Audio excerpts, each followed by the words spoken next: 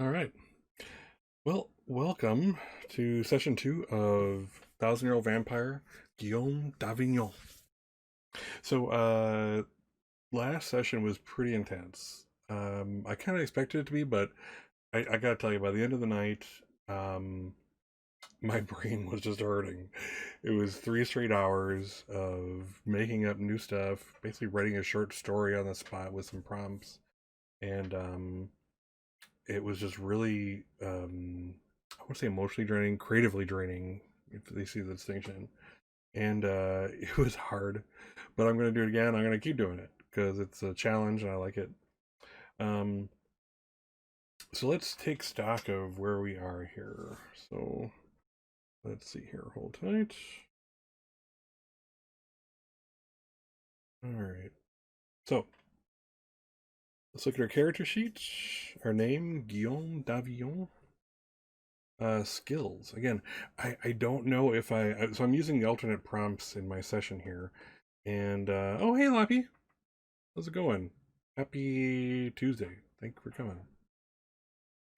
So, yeah, I don't know if I got lucky with these alternate prompts or what, but I'm not hurting for skills, at least.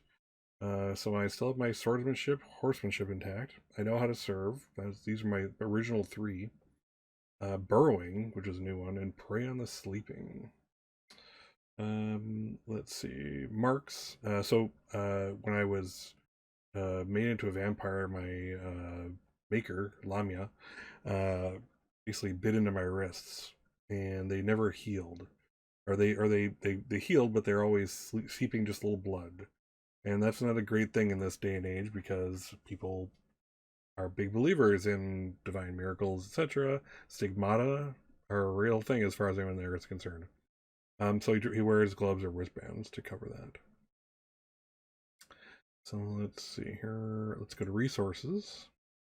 So I the things that are kind of grayed out are things I used to have. Because apparently you can regain them sometimes depending on the prompts. Now let's see here. So what do I have still? I have my camping kit from way back. The vow I keep to the priest. So I killed a priest. I murdered a priest. Oh, great. Guillaume is a priest murderer. And he regretted it. The priest asked him to uh, make a vow to light a candle for him in a cathedral in Rome. So actually where he's going. He's just entering Italy right now. I have 2 gold coins. Got those from worshippers of Lamia, basically, and a science book in Arabic. So all things that I can use to kind of not die through the ages. Let's look at the character. So Sir Terence Bath, a knight of little renown but some skill. So this is my one individual I aspired to. Uh, not a bad guy, but definitely a crusader at heart completely. Reginald de Pontarlier, a swordmaster who enjoys a little too much whoring and drinking. Now, this is interesting because I believe I've forgotten about him. I've lost memories, but we'll get to that shortly. Let's see. Used to have Gregory the Merchant. He's gone. Lamia is immortal, so till something happens, she's going to be around. She's the vampiress or vampire who turned me. Dimitri the Alchemist, possessor of the Philosopher's Stone, and actually used some of my blood. He took some of my blood forcibly for one of his experiments or rituals or whatever. Abdullah Fahad, farmer in the east. He was the one that I lost the contest to, and ended up losing my horse, Papillon, which was a good thing for Papillon. He's probably living a nice life. He pulls a plow maybe every now and then, or transports some stuff around. But he's in no danger. He's well taken care of, I'm sure. So we'll call it a win. And Victoria, a wayfish thief on the Crusaders Road, a more recent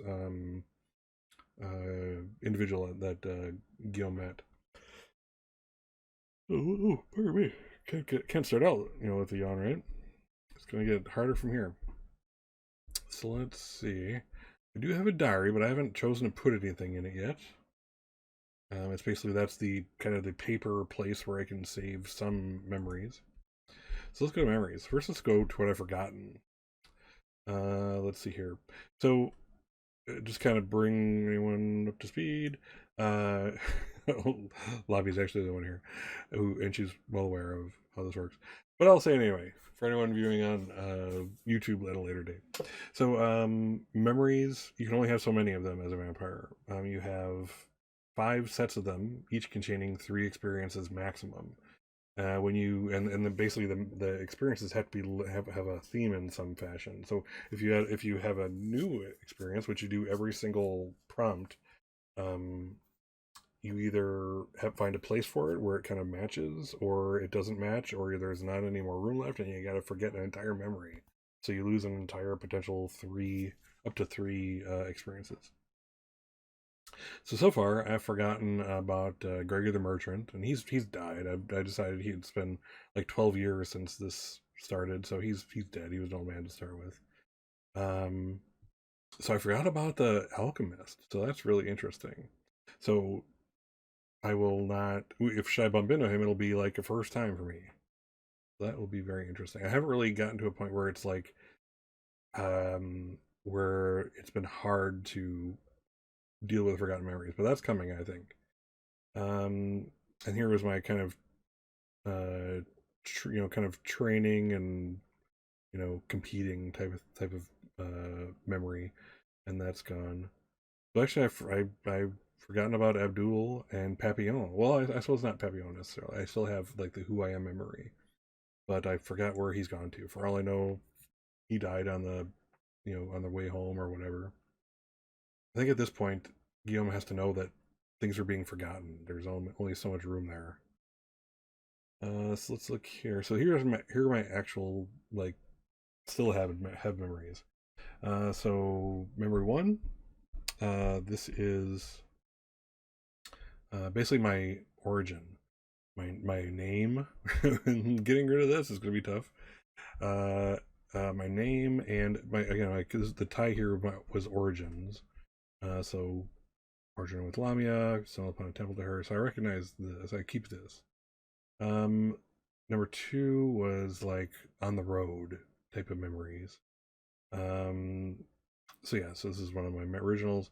My knight's needs were always met before my own. Blah blah blah. This is where I met the sneak thief. I believe her name is Victoria.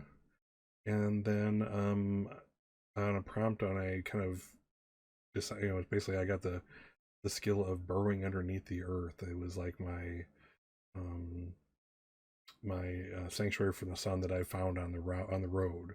Seems like a very logical thing when you don't have a whole lot of options. So memory 3, I found the superstition follows me. This is a very interesting. I think this is from my last prompt of last week. So I found out that a superstition follows me. It even includes a ward to protect against me, if they only knew. And this is like I took this right as I was coming into Italy, kind of passing travelers who were going the opposite direction towards the east, and I've already heard of this shadow that kills and that kills the sleepers, and the only way to protect against them is to create weave a cross out of sticks and place it near your fire, type of thing. So that was kind of cool. That was a neat prompt. I think that was the most intriguing of the alternate prompts that I've hit so far. Let's see. Number 4, on the body of my thankful victim. So this is actually old man who was just not happy with life. So yeah, I found a book on the Saracen script.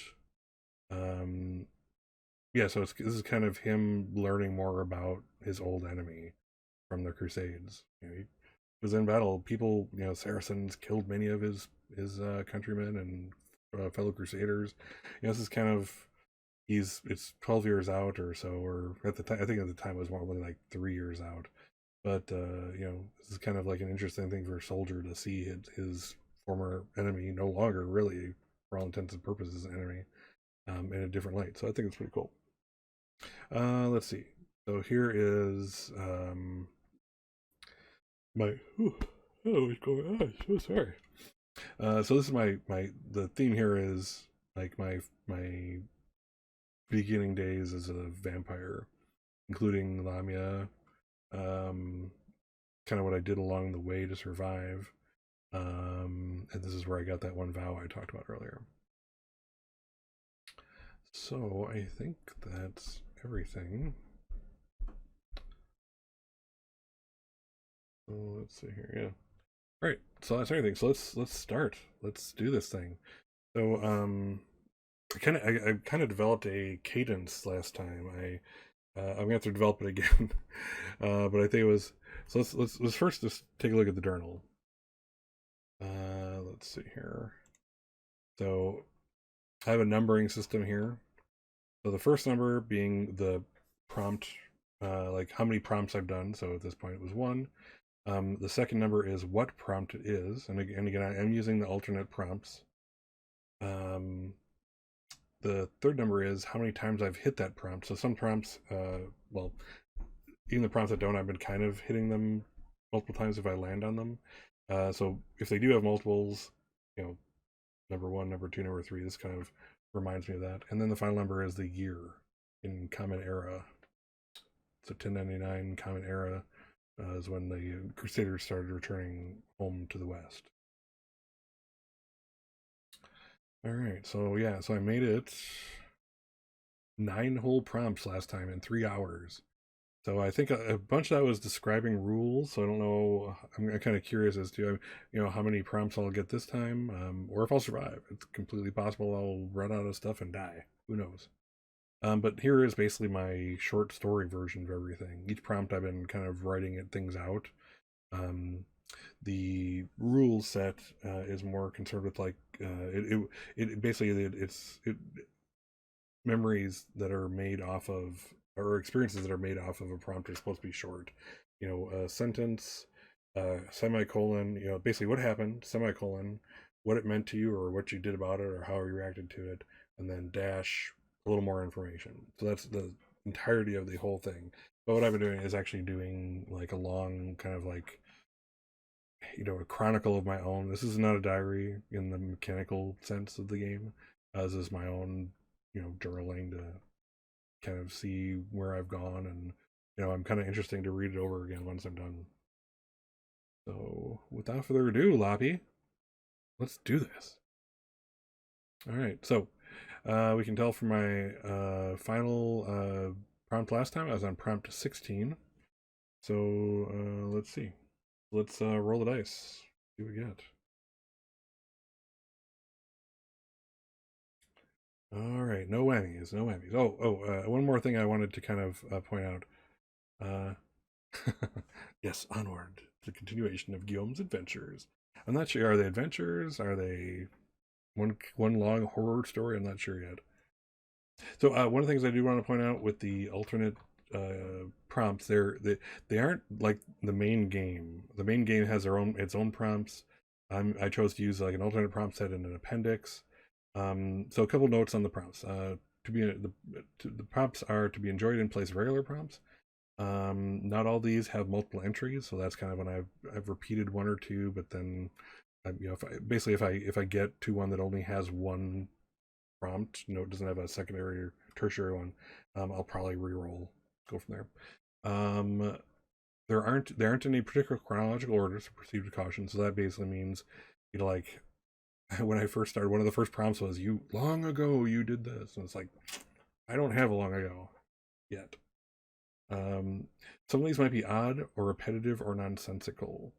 So I am reserving the right to skip a prompt if it is not fitting with, if it's nonsensical, or if it's just not fitting with like the feel of a vampire game. I want to keep it. I want to keep that there. And the last thing, some might break the rules or be unclear. Just roll with it, and that's what I'm going to do. All right. So let's see. Again, I ended up on prompt 16. So let's see where the winds take me.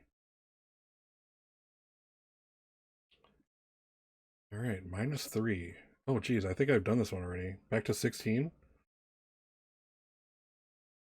Oh no, I'm sorry. Back. So I'm 16. Back to 13.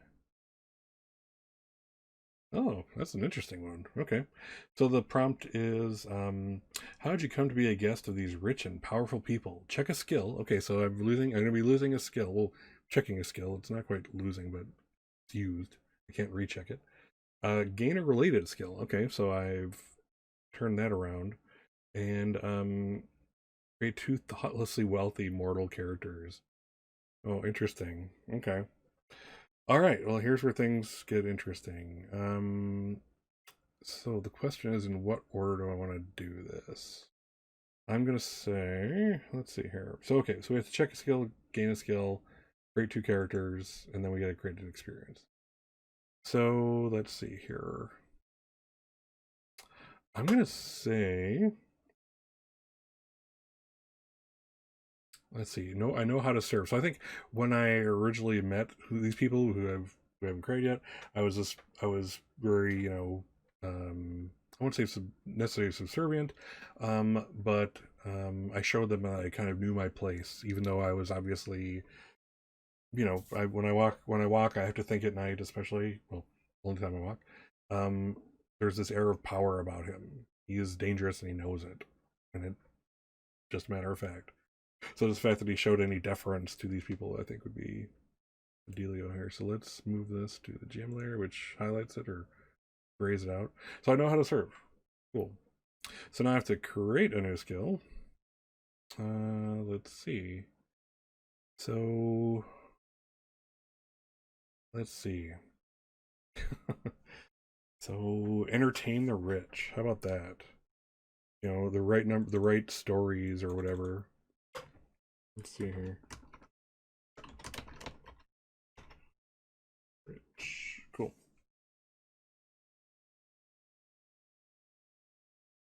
So certainly I'll tell them stories from my uncle at the Crusades, that kind of thing. So let's see, what else? Okay. So create two thoughtlessly wealthy mortal characters. Oh man. So let's see. Thoughtlessly wealthy. I like it. Let's make them brother and sister just to make my life a little easier. And I'll pop them here. Alright, so let's oh gosh, I probably have to get a um let's go with Alphonse for one of them. And let's just for flavor, let's like look up Italian surnames just for kicks. All right.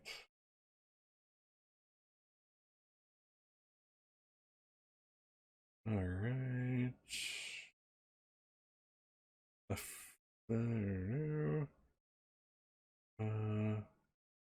Adelardi. Adelardi, that's a good one. All right.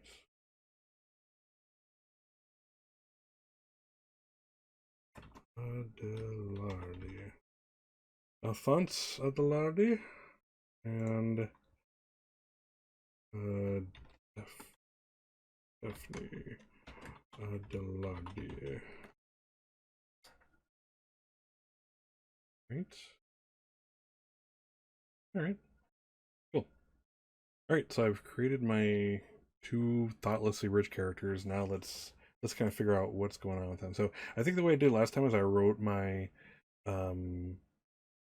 let's just give it a try. I think I wrote my journal entry first, and then I kind of took the once I kind of because that was where I basically created things where I wrote it up, and then I can formulate my experience that I have to keep out of that one. So let's go to that one real quick. All right, so this is prompt 10, actual prompt number 13. First time I've hit this one, and let's call it same year. Yeah, just for kicks. 1111 Common Era. All right. So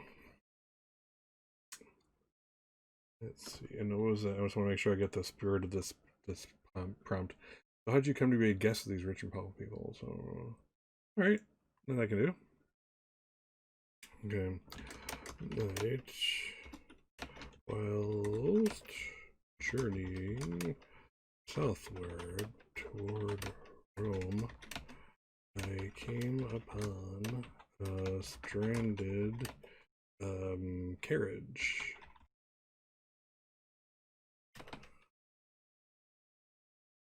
One of the wheels had broken,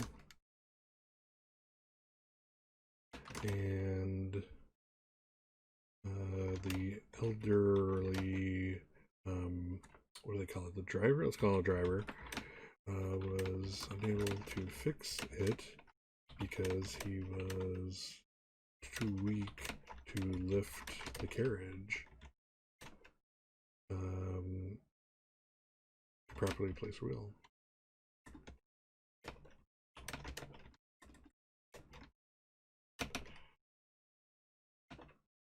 I found the travelers interesting.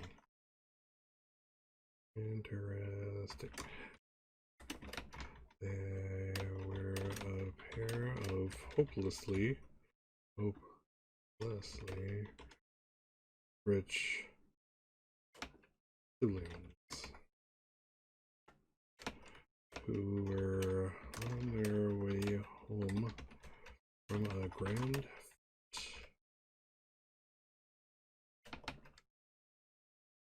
to hear them speak of wealth and money as anyone else would, of endlessly falling raindrops.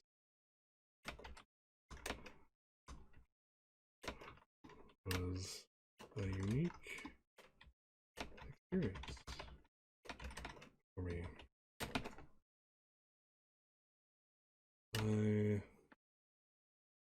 Let's see, introduced myself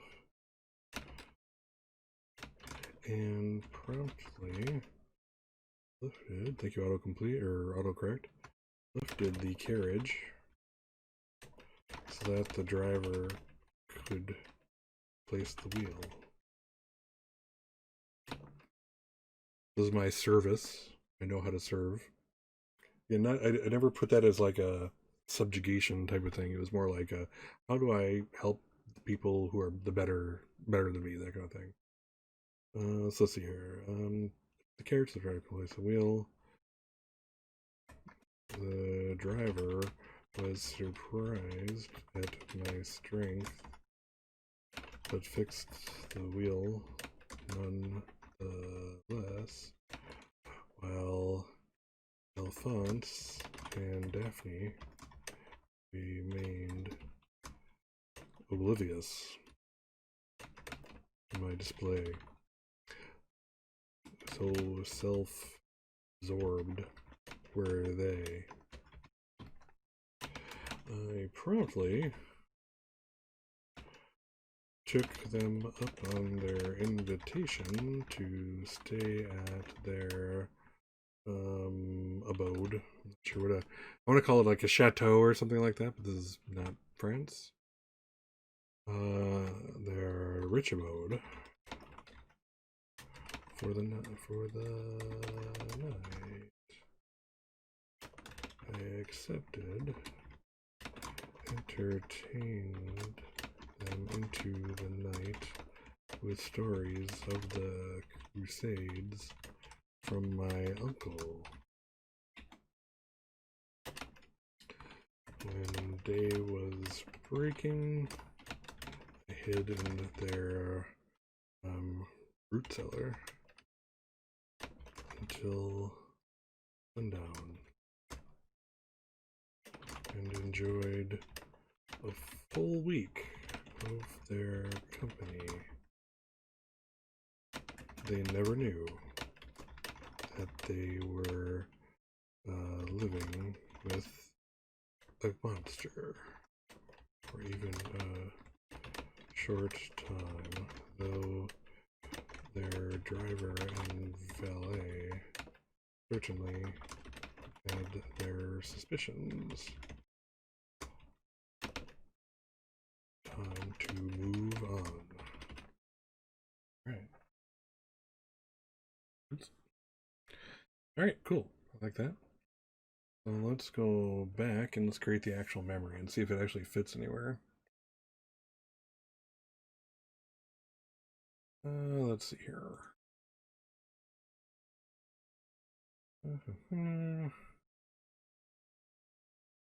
Man, we might just have to give one up. I'm not seeing right off the bat anything that's of like a theme here. Let's see. I found superstition. I don't know. I don't know. I just don't know where there will be like a. Maybe this is like a fame type of thing that'll maybe develop, but we'll see. Um, I want to keep this one. I want to keep my memory uh of who I am, my original memory. Um, I'm intrigued to catch up to Victoria again.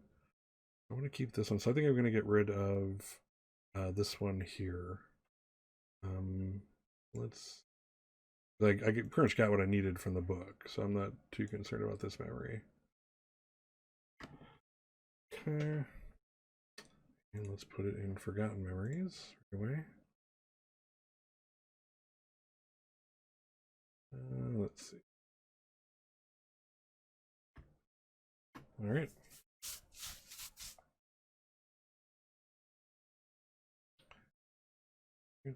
And let's go back and create my memory. Okay. Alrighty. Change that thing there. All right, so let's see here. Let's see. Aided a lot of incredibly rich travelers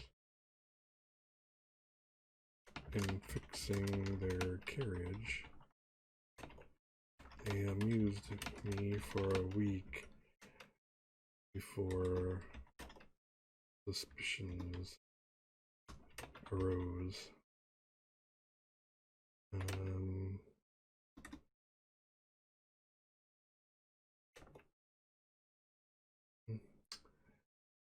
Let's see. Arose.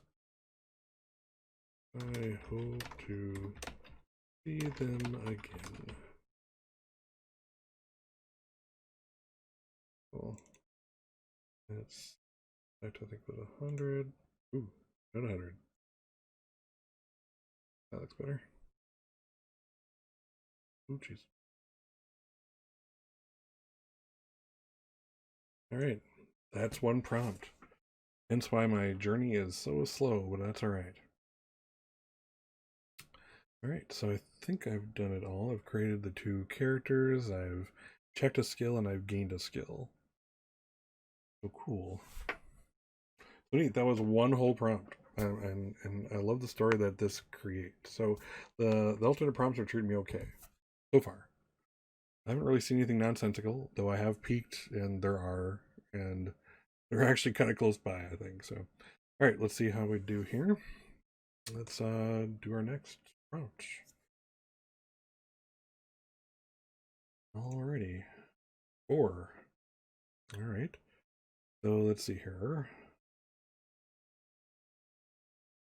I was on 13, now I'm on 17. This is one of those that I just don't feel fits the vampire thing I'm going for here, so I may skip it. But let's see here. So the 17th prompt is you come to need some sort of mechanical adjunct for your body to function properly. What is it? Create or modify an appropriate mark. And that's not how vampires work. So I'm hesitant to do it. Let me think of something if I can think of something that kind of fits with it, but I just don't. I'm not feeling that one. I'm feeling that's nonsensical, but maybe I'm wussing out on this one. Let's see here. Okay, mechanical adjunct try to function properly. Yeah, that's not vampiric, you know. I'm gonna call this one nonsensical. So let's see here.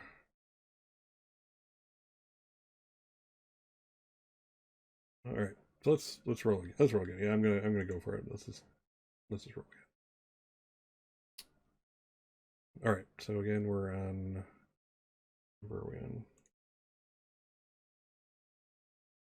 13. Okay. 6. 19. Alrighty. I think I did this before. This is but it does have a second prompt, so let's go with this. I've already skipped one, and I'm not going to skip two in a row. At least not for this. So the first one was sit quietly in the darkness, hear the creaks and drips, close your eyes, and rest this book in your lap.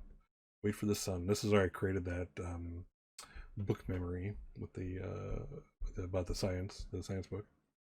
So this is the second. So let's go to. Let's see here. So why are you still here? Go outside and explore the night. Feel where your mind is drawn as you walk in the darkness. Interesting. So it sounds like the first place was like some kind of a cave. It kind of went with that. Yeah, so maybe he's taken to caves every now and then instead of just burrowing. So maybe he stays there for like a long time. Let's call it like a year, feeding on animals and stuff when he needs, but otherwise is kind of molting, if you will. So really, it's a kind of a nothing happens prompt. It's just a prompt. I make another memory, but that's really it. So let's go with it. All right. So let's go right back to the journal.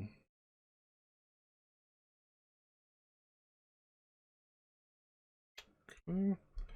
All right, and let's see here. So it's 19. Okay, so 11th prompt. 19. The second time I've hit it, and let's say 11, 13. All right. Finding myself in the silence and serene surroundings of a sheltered cave. I spend 2 years listening to the sounds of the night and doing little else. I feed on local vermin when I need to, but my thirst goes largely unslaked. It is said that knights who sought purification undertook such rigors. I do not believe that I am seeking purity or forgiveness at this point, but the serenity is nourishing to whatever may be left of my soul. Alright, so I have to create a memory.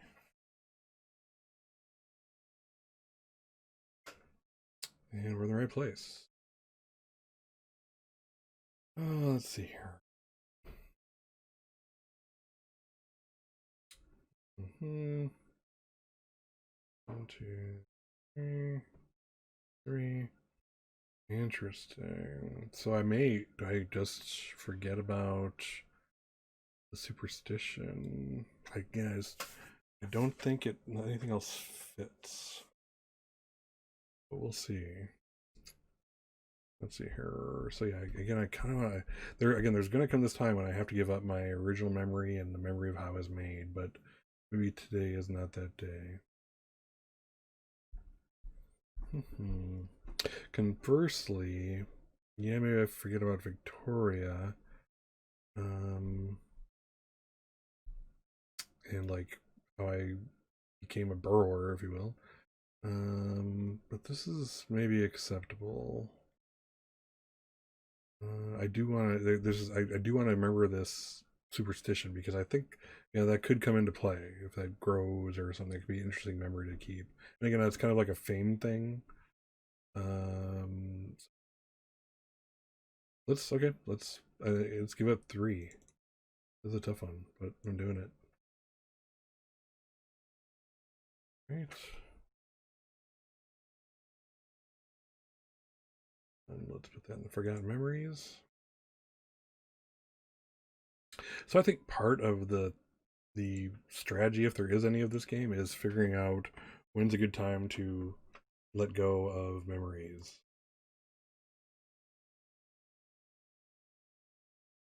Now, Labby, you played this before. I mean, you're doing your own playthrough now. So I'm just kind of curious. What's the hardest memory you had to give up so far? I'm curious.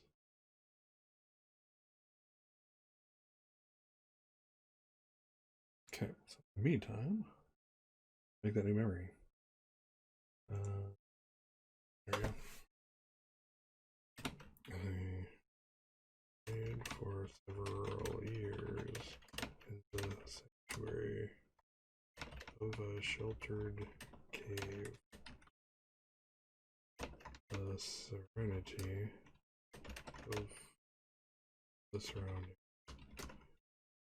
did me good.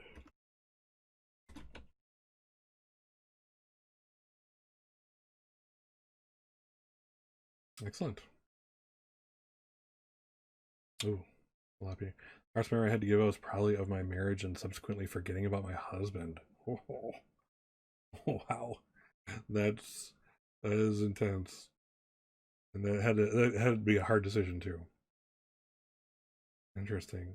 So, I mean, the thing is, you could technically, I mean, with this game, you could technically just keep forgetting the same memory over and over again, like the same, not same memory, but the same slot, if you will.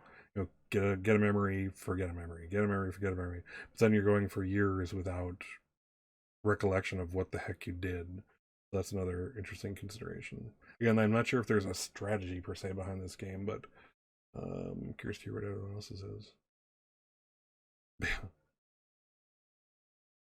It was a hard decision, but it had to be done. I agree with Labby. Good job. Neat. And again, that's where kind of like the angst of this game comes in. It's like when do you know, I could be my character be a totally different character in another few prompts, depending on what memories are forgotten. So very interesting. All right, so I did my memory, and now it's on to the next prompt. All right, no Emmys. 4. All right, we're moving up. So we're moving away from those other ones. So let's see. 4, so 23. Oh, that's interesting. You're surprised that being in the presence of a particular expression of religious belief causes you discomfort. Create a skill about recognizing and avoiding victims who might practice this tradition. This is an interesting one. I'm honestly not well versed in a great number of religious traditions. I'm tempted to go kind of with like the more standard thing, and it might actually fit into my the superstition. Um, Tough one. Do that prompt one more time. So you're surprised that being in the presence of a particular expression of religious belief causes you discomfort.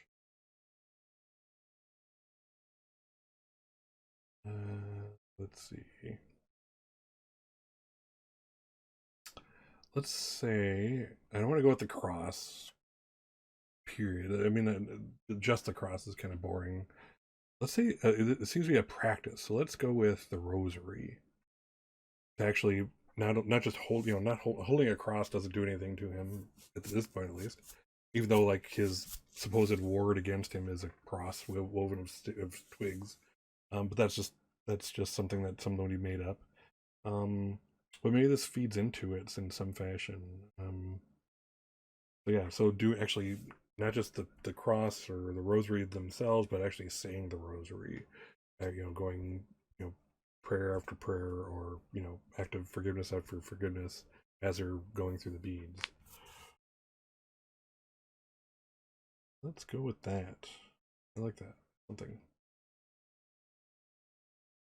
So let's see. And again, I'm sorry. Create a skill. So okay, these prompts have been very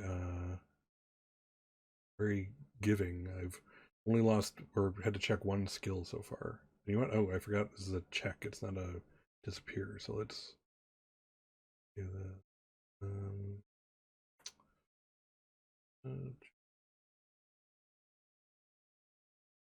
Bring that back to the token layer here, and go back to the token layer, and I'm going to check it. X. So it's been checked. It's not lost. I forgot about that distinction. All right. So new skill.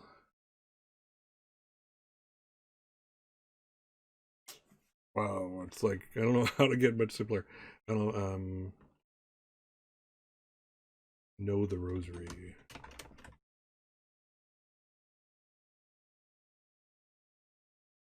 So it helps me avoid such individuals. Now, Catholics. Catholics are the ones that do the rosary. We'll just keep it like that. Let's see here. So that takes us to journal. Okay, 12th prompt. So let's see here. This was prompt 23. Alright, so both prompt total, prompt 23, first of that one.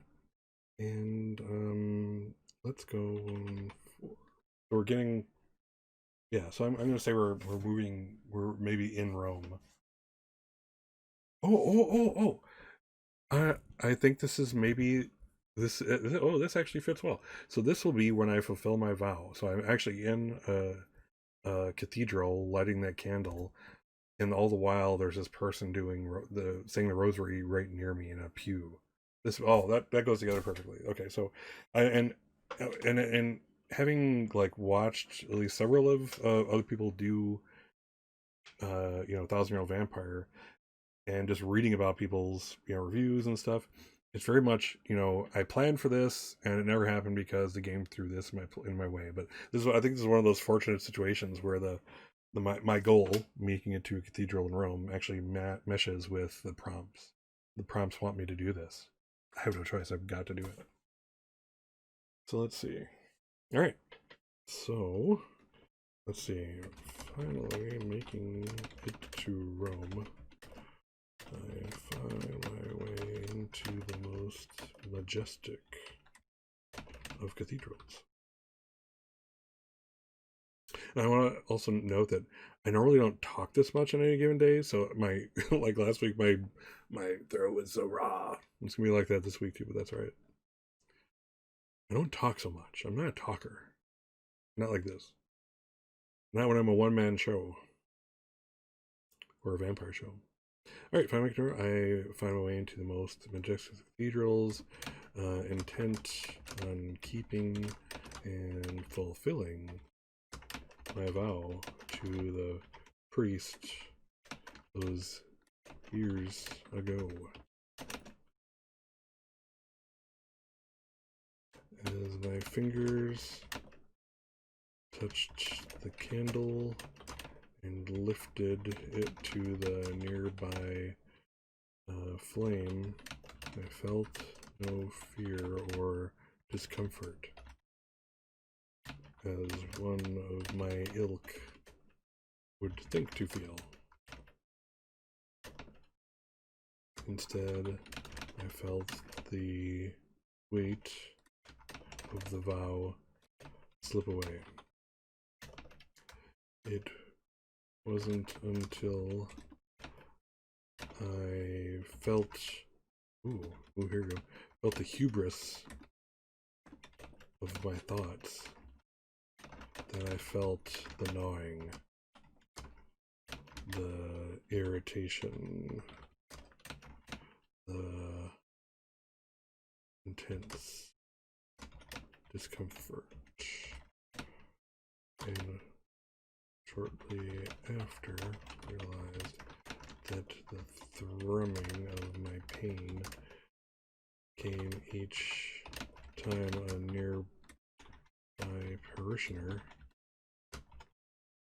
in a pew would pass a rosary bead and continue to the next in their act of supplication and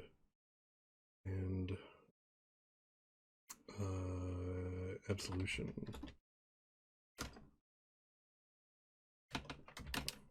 Made my way out of the building quickly and vowed never to step foot in another. Oh, let's say that specific. That specific cathedral ever again.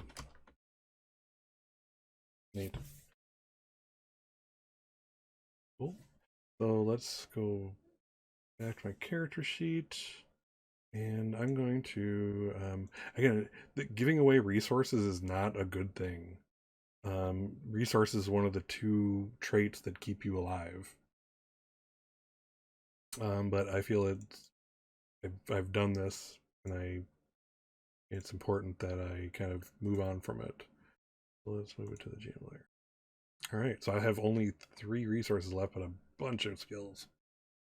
All right. Oh, and Lappy says, sometimes the prompts lead you to where you want to go.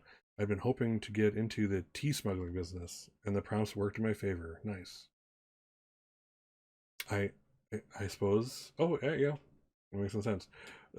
In ages long ago, anything from the East Orientas was on then. Was a huge thing, and smuggling without having to pay any taxes. That's pretty cool. Very cool. Or maybe you're talking like, I don't know, smuggling elsewhere, but that's pretty neat. That worked out for you.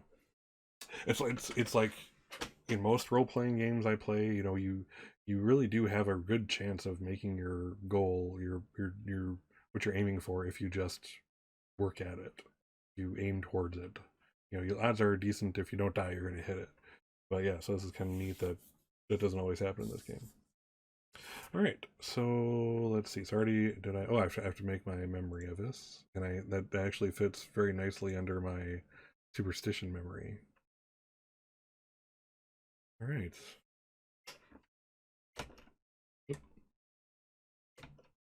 Let's see. Fulfilling my vow to the priest,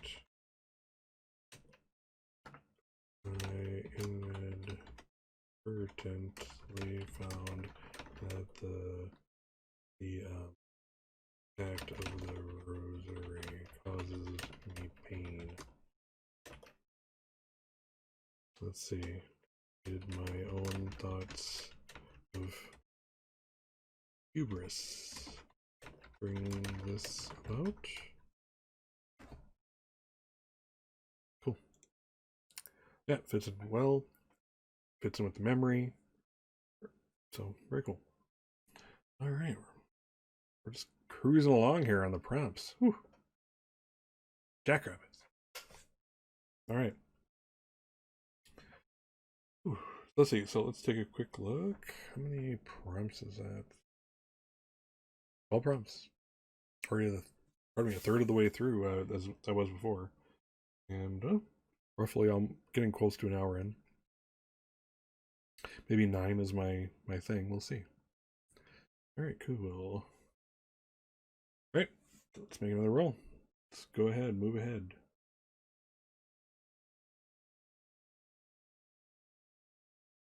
8. Wow, I'm just cruising. All right. So let's see. So we were on 23. Let's see. So 31.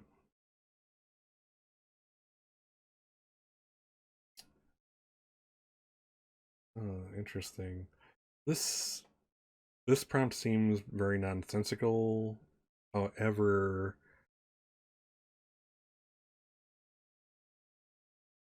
I think I'll go for it. So the prompt is number 31, alternate prompt. The moon calls. Form a foolish plan to ascend to it. Lose a resource in the attempt. And this is like one of those weird oddities. It's like, I'm a creature of the night. Why can't I, you know, become one with it?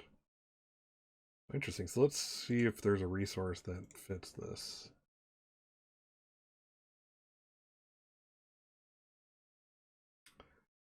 One of these two, I think. So it's almost like science. I can science my way to the moon, or do I like pay someone to take me there?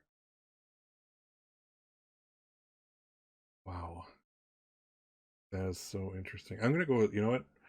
I'm gonna go with the coins. Let's do that. This is me. Okay, I already have some ideas here.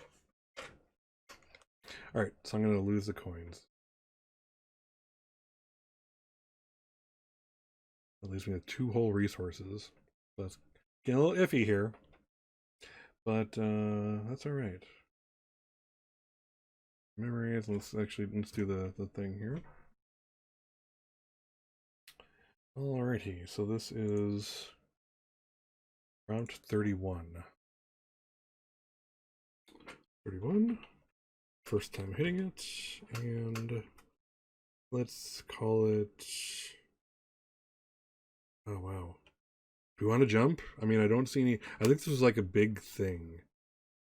So maybe let's jump a little bit. Let's jump another decade. So 1124.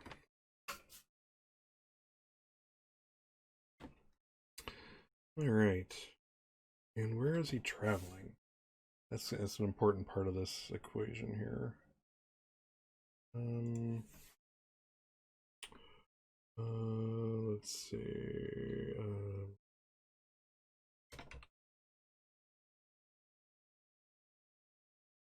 Let's see here. I'll look at some older maps real quick. See if I see anything that strikes my fancy here.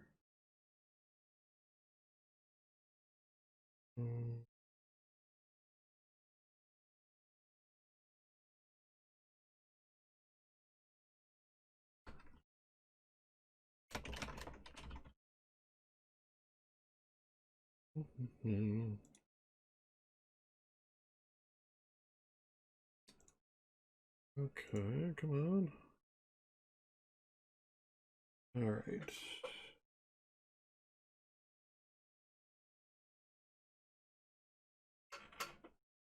Okay.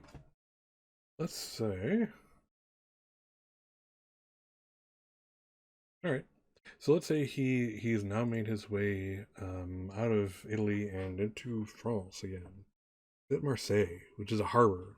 This is an interesting potential for future prompts. We're right on a nice big harbor of the era. Let's see. Marseille. I happened upon a traveling scientist. Like these kind of like, again, I'm envisioning kind of like one of those medicine show type of things.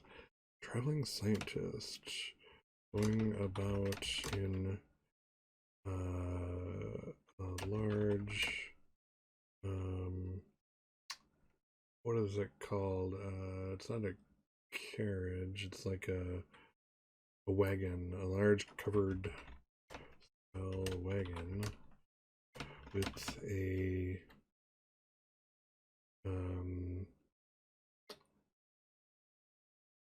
an item of some curiosity affixed to the rear of it, being towed along as he made his way.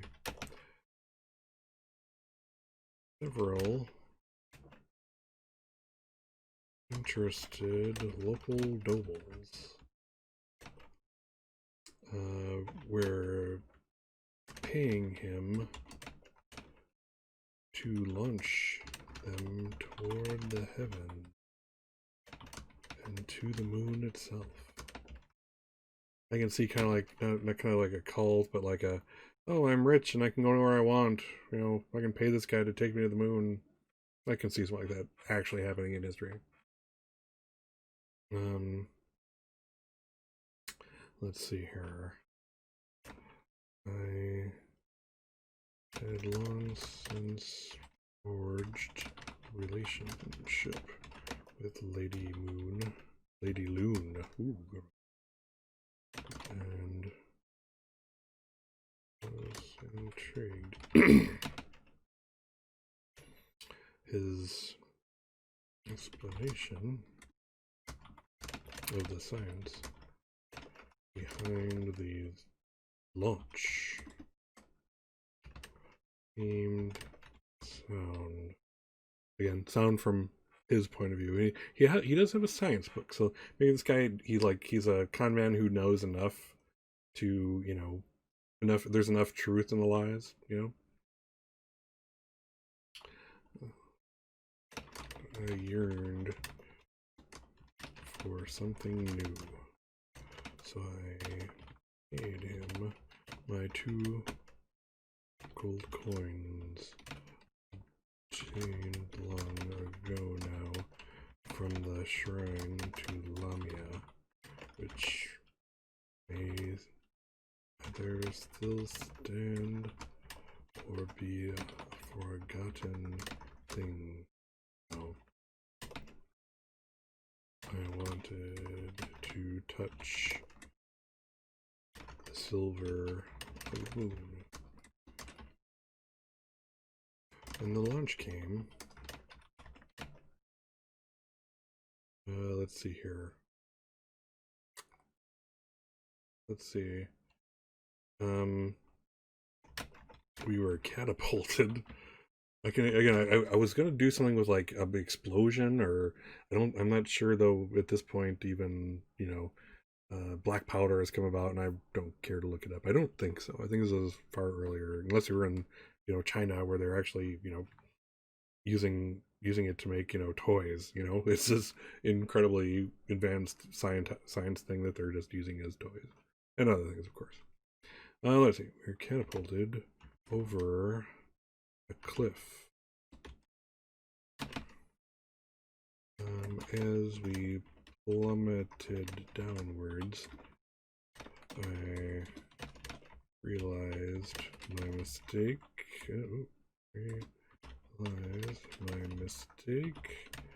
My gullibility, and whimsy, and sad whimsy.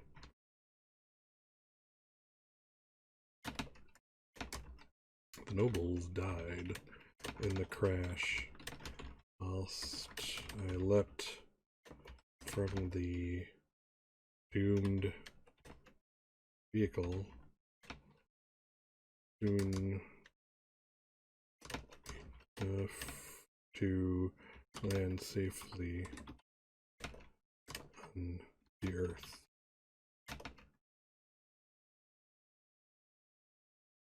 Alright.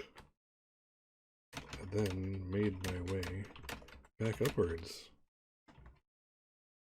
only to find the scoundrel callously counting his ill-gotten gain.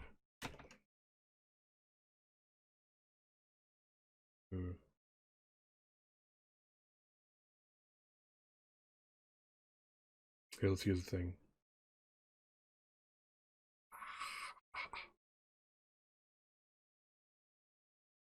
I was upon him before he knew it. I made sure that as I drained the blood savagely from his body that he knew who, and to his horror, what I was. I feasted on him until near dawn, whereupon I found sanctuary in his wagon. I should almost take that as a resource, but I haven't been given one by this prompt, so I won't. A little blood for you. Alrighty.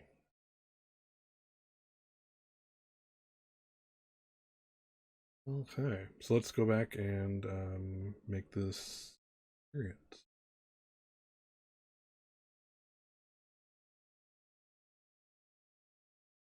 All right.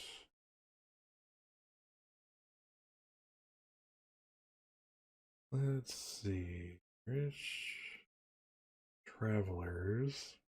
I don't know, people I met on my travels, or like sanctuary shelter. I took shelter in his wagon. Is that a shelter memory? Or travelers on the people on the road memory? I think people on the road. Let's go with that.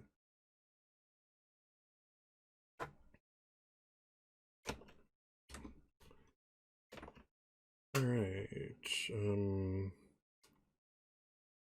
Taken in by a con man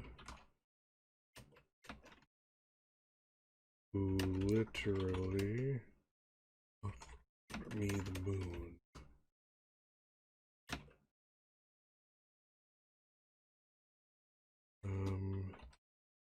After he tried to kill me, I returned the favor.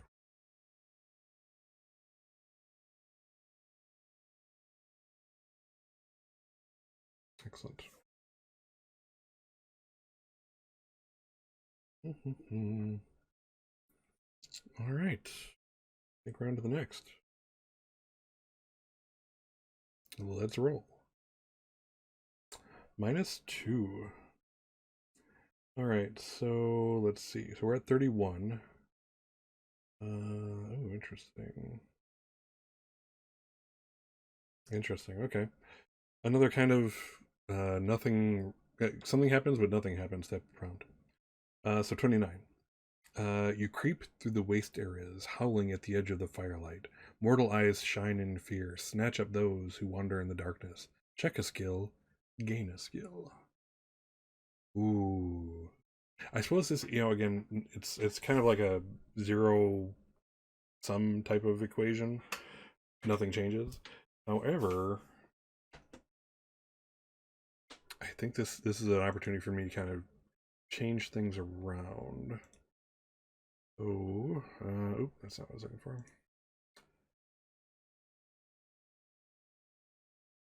Let's lose a skill. I'm gonna say this is okay. This is an interesting switch. So this prompt is all about me preying on people, and it seems kind of bold. They know I'm there. I'm terrifying them, and maybe I've given up this whole prey on the sleeping thing. Let's do that. We're gonna move this to the gym. So this is not checked. This is lost. So technically, it's not in my repertoire until even though if I have a skill, until I think I check it, it doesn't become something I've done. It's something I could do. So that's now out of my reach. So the new skill. Let's see. Let's see. Boldly attack. Boldly feed. So he's getting a little more confident in his powers here. His strength, his abilities, his needs to feed, etc. They come, maybe a little more often, and he doesn't feel the need to hide it, at least where he is. So okay, so the I don't think, yeah. So he's gone away from Marseille. So all right, Let's sorry for the experience. But let's go to the journal. All right, 14th prompt. All right, and the actual prompt number is 29. Okay, it's 1429. First one, and let's jump ahead again. I just feel like there's nothing really holding me back at this point. I'm definitely going to have to shortly look over characters and see like who's not around anymore. So let's go with full 20 years. So yeah, things change as he's going. So let's see. Oh, let's say he's close to Avignon, so his home. All right.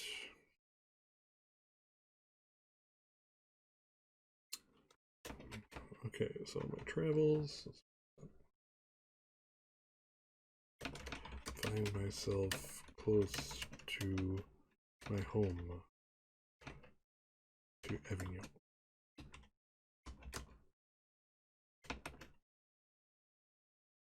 Let's see. There are large groups of merchants going in and out of the city, and I felt that it was the opportunity was ripe for feeding before crossing into the place that I called home. Put the bloody face on again. Does. Bloody vampire face. We got a kitty here, so. Alright, it's a place I got home. They sensed me before they saw me.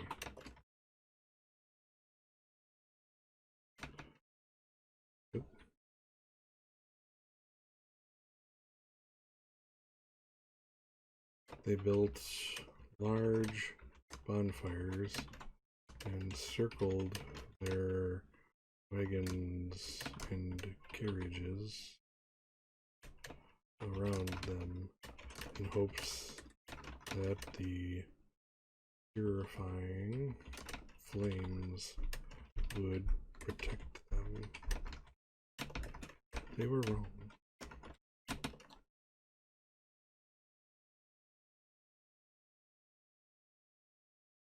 Let's see.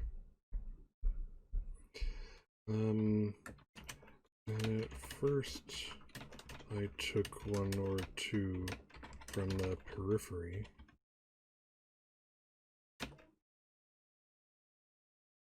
And then I became more bold after seeing their timid nature. Ooh, this is like a turning point too, I think. So it's like, I'm going to feed before I go in, and now, again, he's learning to be more brutal and powerful and taking. So I think I might have to get rid of a memory or two. We'll see. We'll see where the experience goes here. Let's see. The town guard would not allow all of them entry at once, and they could not keep their vehicles inside the limits of the city, so they were my prey, night after night. Near the end, when I had taken my fill, and then some, I was so bold as to stride into their encircled wagons and brave the fire that they waved in my face as I took until I grew weary of it. I am not the young squire that left this place anymore. He is but a distant memory. This series of nights only reinforces that thought. Cool.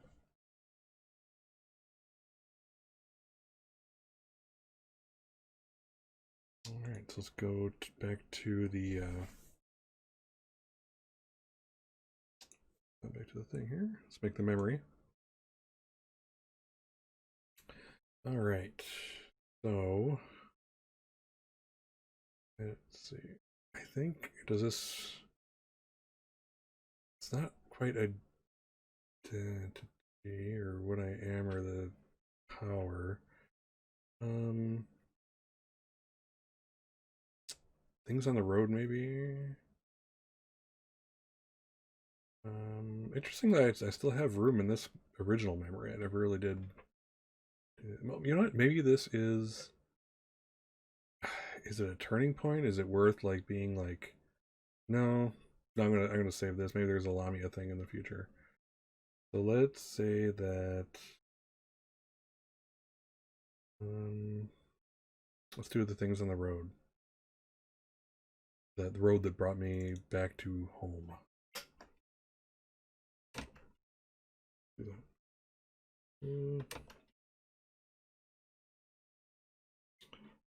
Just before reaching Avignon, I came upon a caravan of merchants and fed boldly.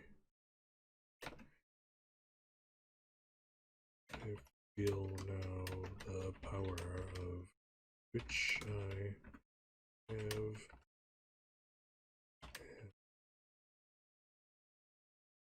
To resist it is difficult.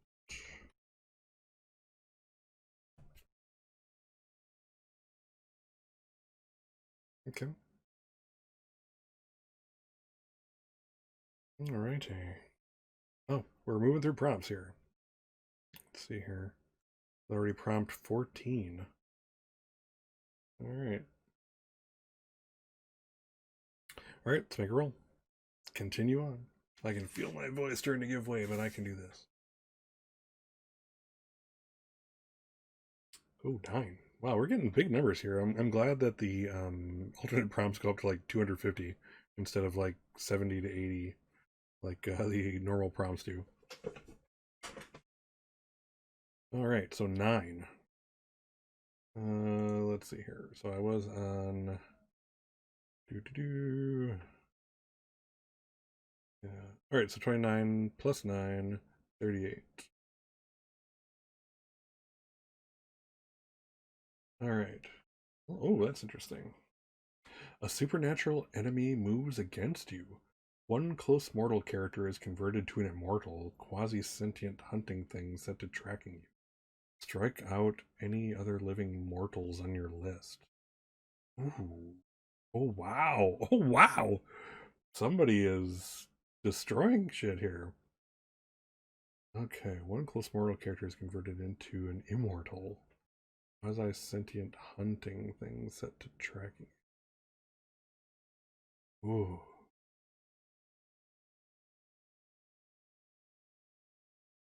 Interesting. Oh, wow. So let's go straight to that's an interesting prompt. I will give it that. So let's go to characters and see who's there. So basically strike out all living ones. And then one of these is going to be basically hunting me. So all the mortals it is. All right, so not going to be Terrence. Yeah. Swordmaster, we kind of forgot about him, so the horror of him coming after me would be not as much as far as his individual is concerned. Lamia is mortal. Dimitri is immortal. Abdul Al Fahad, again, I think I've forgotten him, so it would be very horrific for him to be the hunter, but I'm definitely cross him off the list. And plus, it's like 30 years, I think, have passed, 32 or something. I've 33 since I've been there, so likely he's dead. People didn't live to be more than 30 that in those days. Um. Oh wow, I was wondering. So I was actually thinking, so Alphonse, let's have him go. I wanted the hunter to be a woman. I think that would be neater. Um, again, he's a man of his era. There's such a thing as perhaps chivalry. So there's part of him that's like, oh, how could you hurt a woman? And there's something so cool about, you know, I like the theme of women being underestimated, uh, to the sorrow of the person who underestimated them. So, oh god, so I think Victoria. Well, it'll be Victoria. So the Adelardi are all dead. It's a very sad day for Adelardi. But now she is going to be an immortal. It's on the road. It's formed into a hunter sent after me.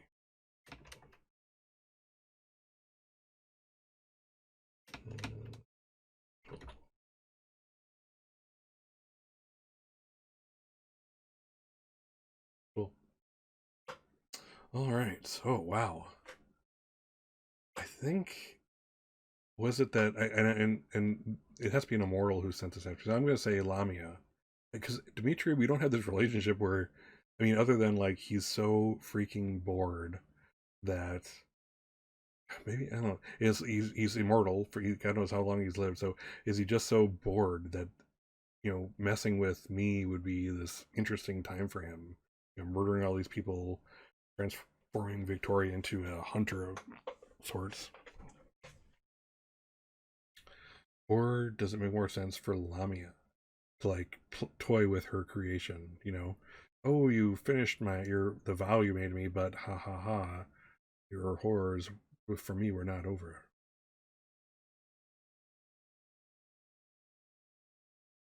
I don't know. I feel like I have something else in mind for Dimitri sometime in the future.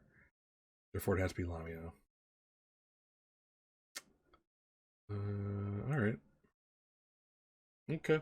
All right. Let's do the journal. All right. 15th prompt. And let's see what number is this again. 38. Okay, 38. 1 and that'll be the same year, 1144. So, all right.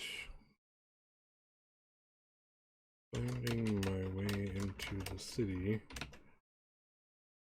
I found that perhaps I made too much of an impression on the citizenry. There. Who had taken notice of me. I was watched with fear as I strode down streets on which I had grown up. Much had changed. I recognized perhaps one person from my youth.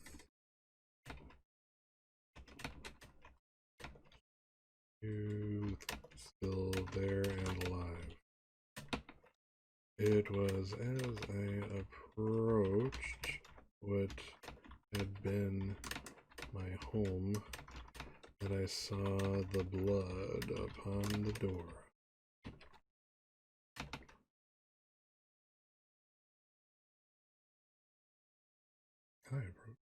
Let's put it there. Entered with fear and anger, only to find the wife that I had met years before on the road home. There was such a thing in truth. She was like me, but not. She was formed in such a way as to make her even more terrifying to the observer. So it kind of, the prompt says that she's kind of like me, but not. So let's go with Lamia did something that created a more horrible version of a vampire, like a little, again, maybe not 100% intellect type of thing, but enough to be a hunter. Her eyes were large and pitch black, and I had no doubt that she could see in complete darkness. Her hands seemed tipped in razors.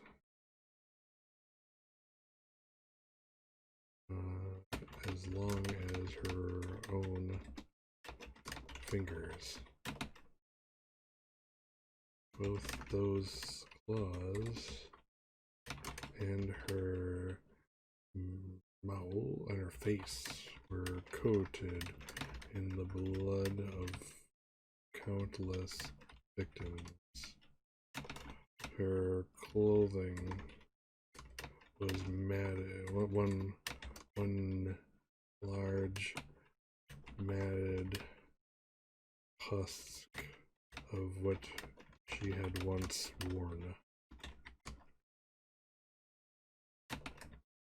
She was possibly more a monster than me, but who am I to judge? Stress. She confessed that she had killed everyone from my original Crusader band, as well as the rich brother and sister from Italy, and who else? Let's see. And yeah, let's go with a farmer whose name brought no memory.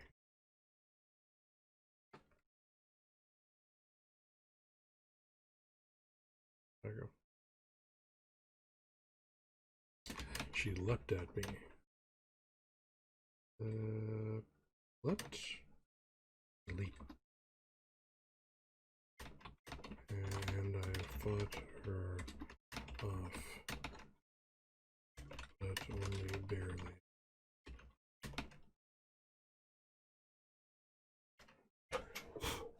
Let's see, her strength and speed were greater than my own. The change from the young girl that I had known. But she lacked experience and training, which won the day. Let's put that in quotes.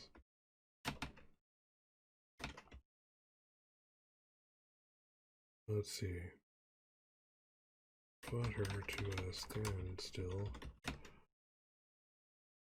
and she decided that I had suffered enough that night, and that causing me more pain in the future was more important than continuing that night.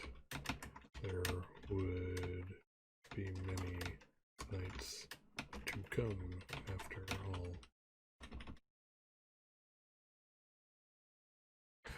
And that just goes to show you can never go home.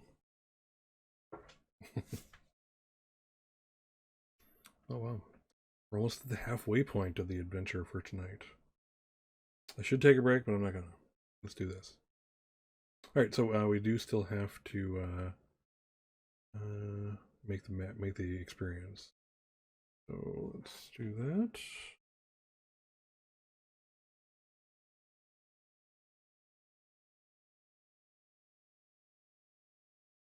Let's see here.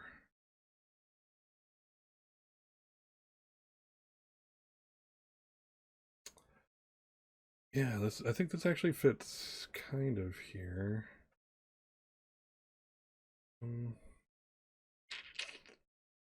Let's see, anywhere else I can fit? Superstition.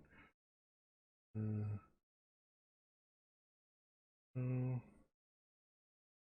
Sanctuary. I'm gonna say this actually, yeah, this makes some sense. Kind of like she's now my sister in essence. This is another kind of origin story. Or a reminder of Lamia, a reminder of my line, such as it is. Let's see.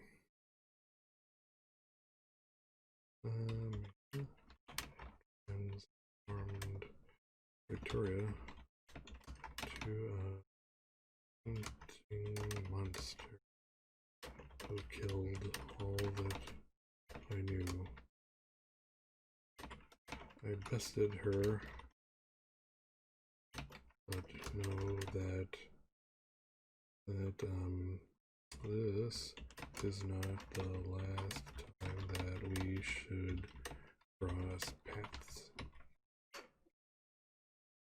Car.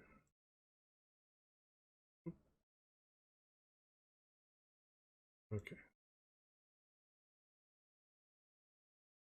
So that is a large memory. This is going to be tough to lose. Again, it's kind of like my origins, my line, my lineage, if you will. So interesting. Let's see here. Okay. I think it's time for another prompt. 4. Alrighty. Let's see. We're in 38, so 4, 42.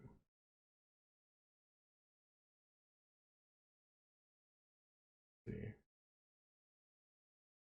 Oh, interesting.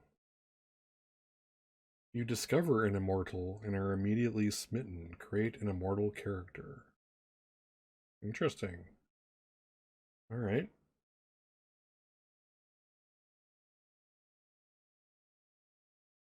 I'm definitely not smitten with Victoria at this point. Let's see.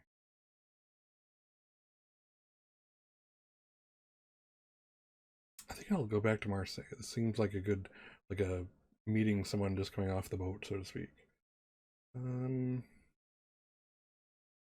Let's see here. Question is, what type of immortal? Because we don't, I don't want to do all like angels and stuff like that. I want to kind of stick to like your more standard supernatural. Yeah. Bobby says, losing your very first memory is a bit heartbreaking when it happens. It's like, yeah, I mean, you literally, you have to even forget your own name. And now, who are you? You know, it's a complete, you know, you're a blank slate.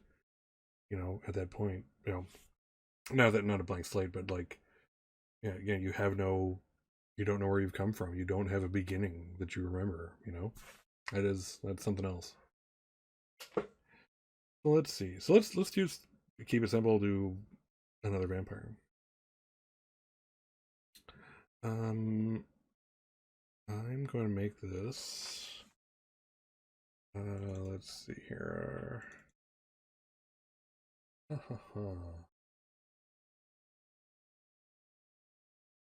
Let's see. Okay, give me 1 second.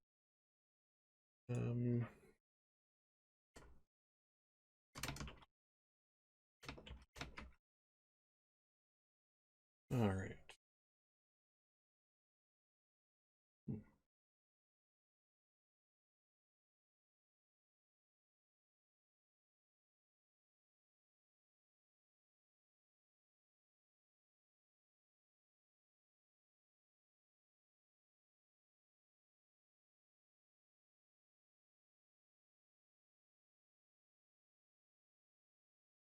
All right. This will be.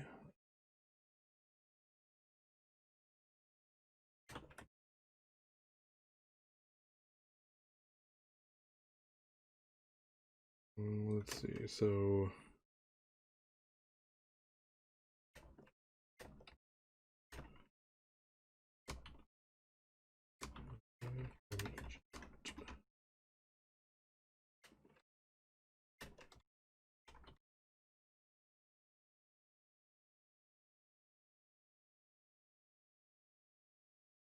All right. All right. So Aziz Aman. So it's someone I'm smitten with. I've chosen to make him a man. Again, after all these years, gender is kind of irrelevant to a vampire. I don't want to kind of go overboard like in like True Blood. I don't think he's quite to that level of, you know, like pansexuality at this point yet.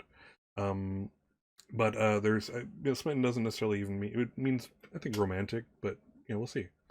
So Ziza Aman, they meet. I bet they meet in like a marketplace.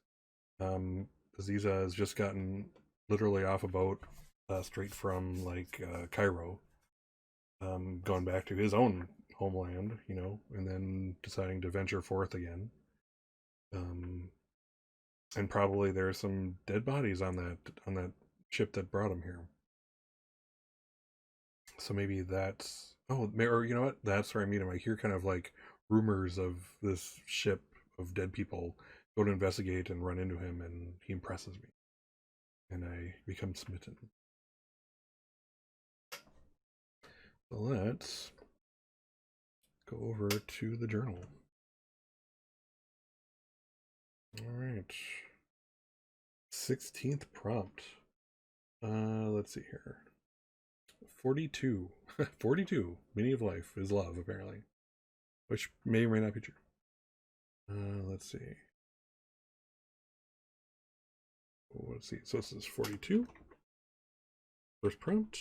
And let's make this several years ago. Several years have passed. Let's make this even 1150. Common era. All right. So, let's see.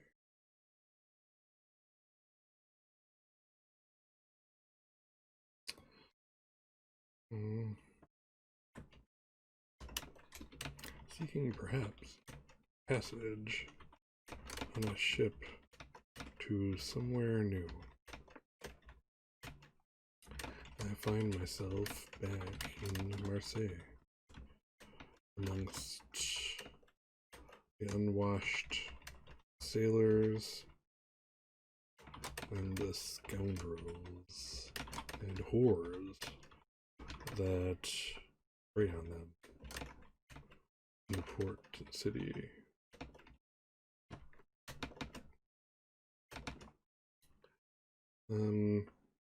I pass many very agitated individuals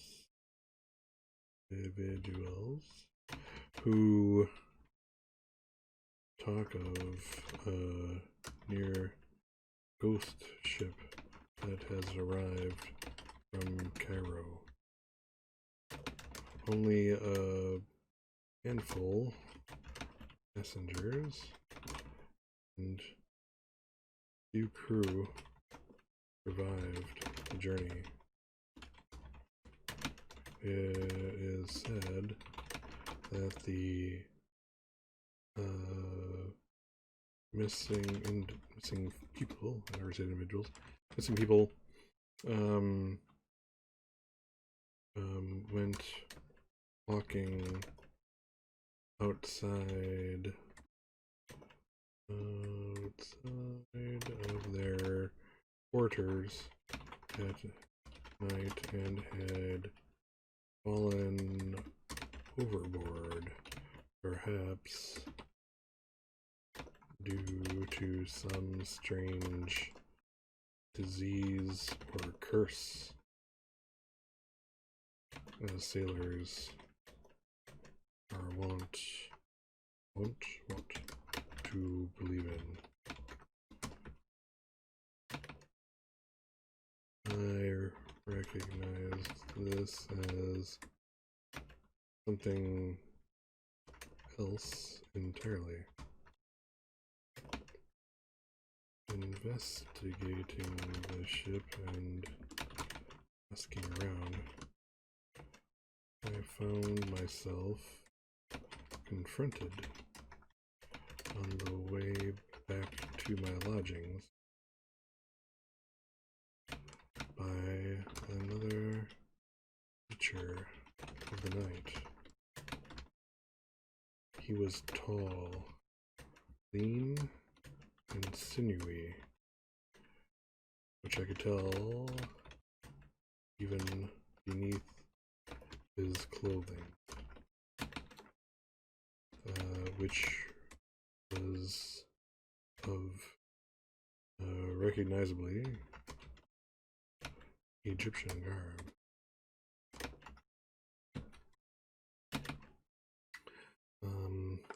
His eyes were piercing, and I found myself drawn to them.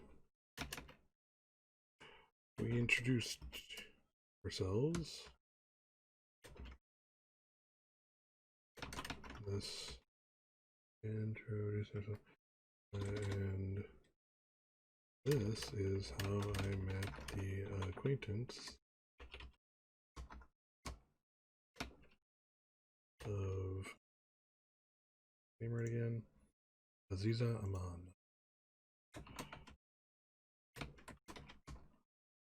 Though he willingly admitted that this was not the name with which he was born. That had been forgotten long ago. He was my elder, though as it turns out, I was better traveled, especially in Europe, which he found interesting.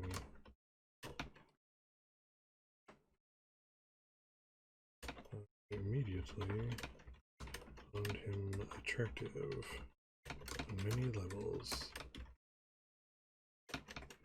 He knew so much that I did not. He had tasted blood of peoples that I didn't even know existed, and he had seen the passage many years, many kings.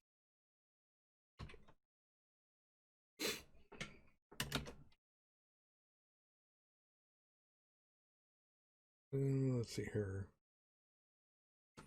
Though we did not find solace in each other's arms, as perhaps a mortal pairing would lead to, we did feed together feeling the same heartbeat. Slowly die down from the same pulse. No few times. In Marseille.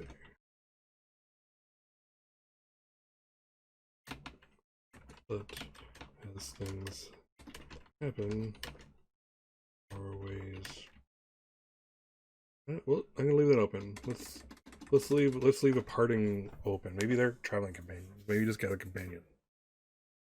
In fact, that'd be cool. So let's leave that open. All right. So he's found a vampire lover type of guy. Something else interesting in the world, something else intriguing that's new to him. This is the first time he's like loved, maybe, or found someone this degree of worthy and interesting in his own life. So that's really something else. So let's make the memory and let's go to the next prompt. All right. So Aziza Aman. Oh, that's not bad. All right. So the question is, let's see. Where does this fit? Does it have it? Is there a theme that I can see? Mm-hmm.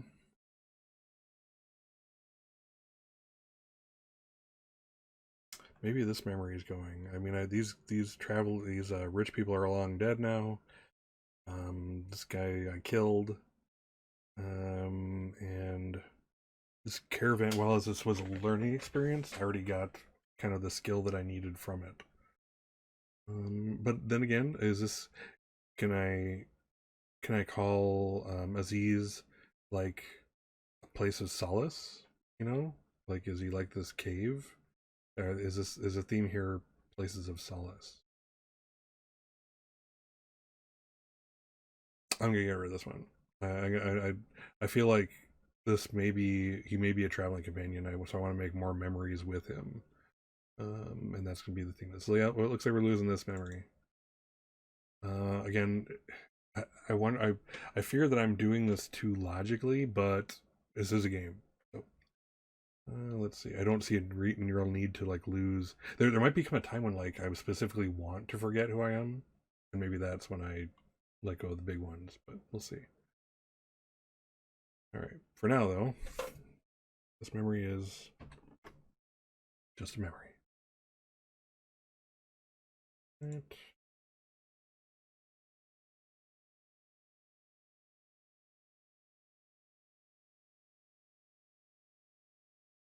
All right. All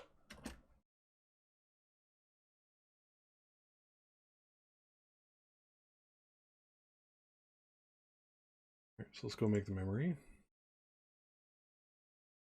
Okay.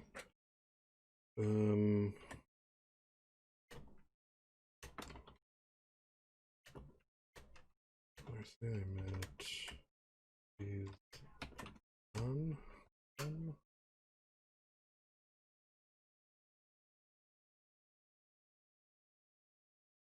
There you go. Intrigues me like no one else has. And I find that I care for him in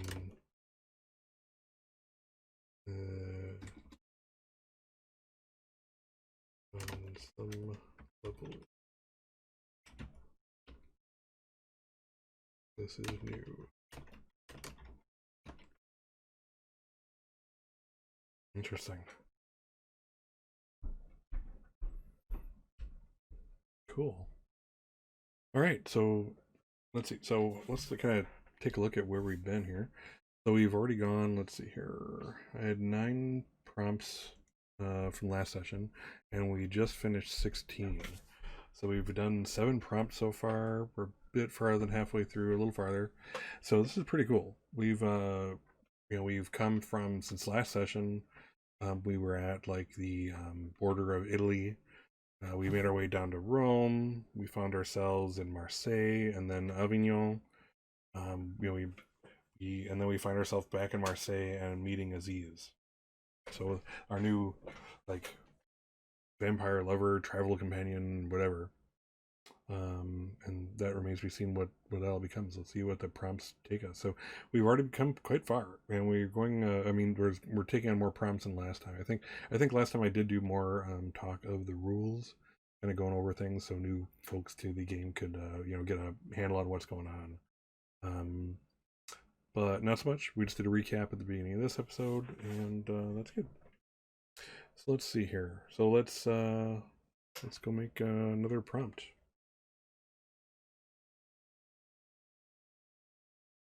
-3. Interesting. All right, so let's see here. That was 42. So what? This is 39.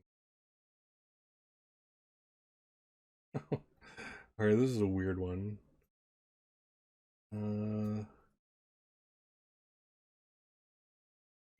Okay, well, this is weird. So this is strange. I don't think this is one of those nonsensical ones. This is kind of like an odd alternative prompt. Well, let's go with it. This is weird and interesting. So the prompt is 39. What's this? A head in a box, and it can talk? Create an immortal mortal character that is also a resource. This head must be used to fill your next 3 needs for a character. Where did you get this thing? Oh, wow. Interesting. Okay, let's go with that. I find that it's supernatural, but not beyond the bounds of reason for like a vampire game. So let's go for it. All right, so let's go to character and another mortal. Yeah, but now several immortals around. So let's see. So the head in the box. Gosh, where'd it come from? Um, let's give it a name.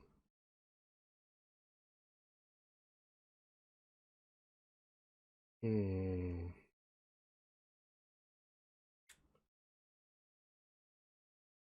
Let's say. Oh, this is interesting. So let's say that this is the head of Golem.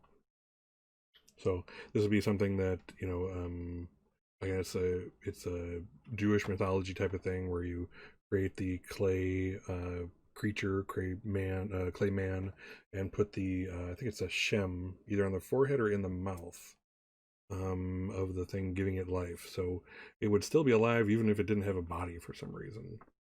So let's call him. Let's just call him Saul.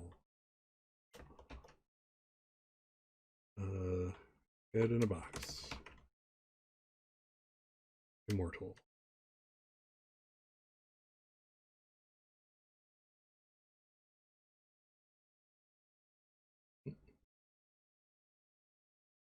Right. All right, let's go to the journal and do this. Ooh, thank you, Lobby. Yeah, I figured that actually works here. Let's do it. Let's see. 39. All right, so the 17th prompt, 39. First time reaching this prompt. And let's call this 11. Just take a little hop ahead, 11:55. And we'll say we're still with Aziz. The question is where. So I wonder if are we going farther? Are we going back east? Does he want to kind of experience what I've experienced on the road? But not quite. Let's see here. I'm just gonna do a quick map. Let's see here. Let's say, just for kicks, we're hopping through Serbia. Yeah, that works. Okay. Alrighty. Aziz and I find our way through the world, this time to Serbia.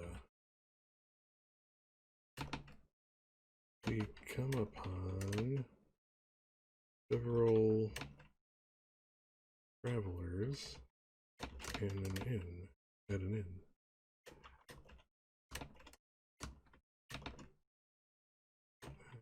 Recognize some of their garb as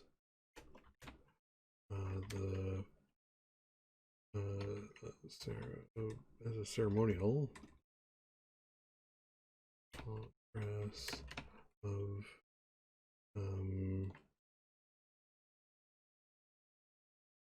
let's see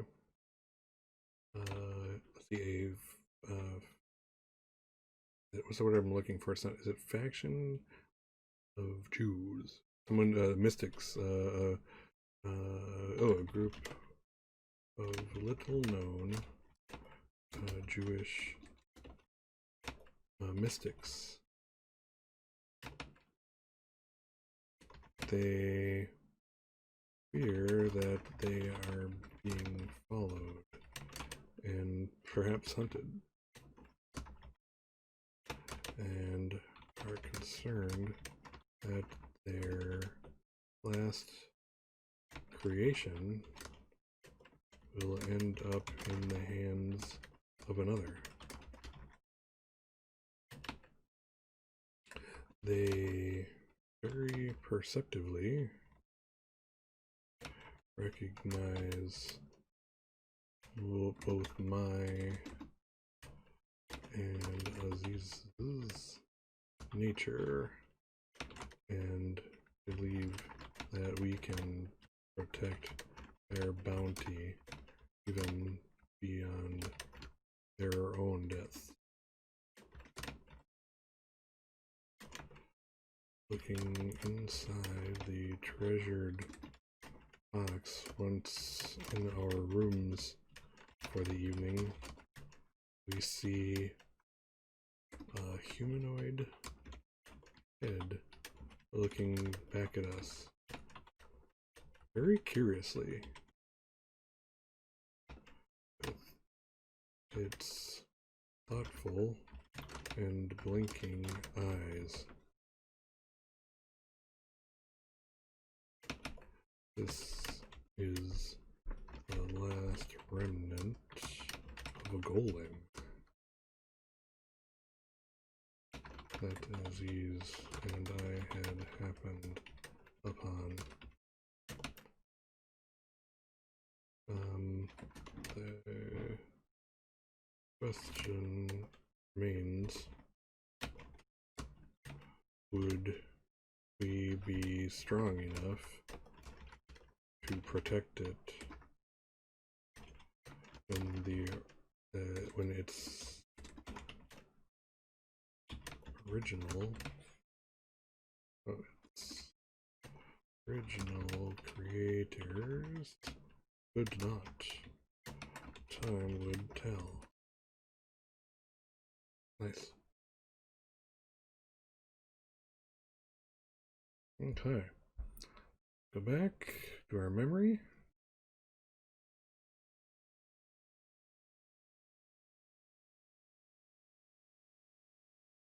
Okay, so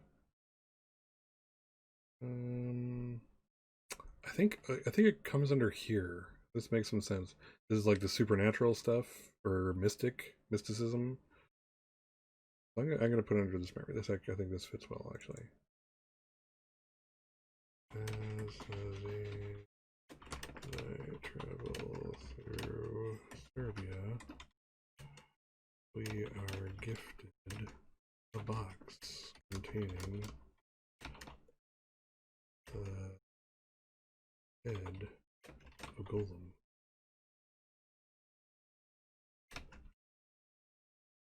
And we are to protect it.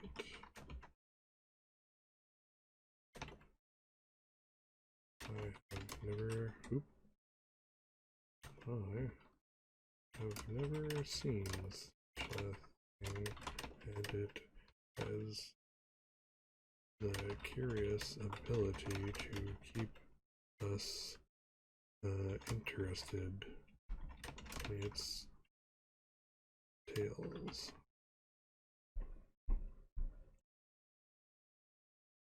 All right.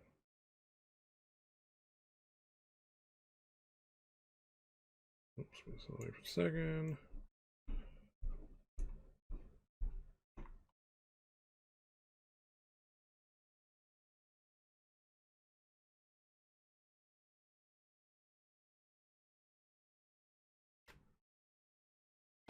All right, that fills up that memory, so it's interesting.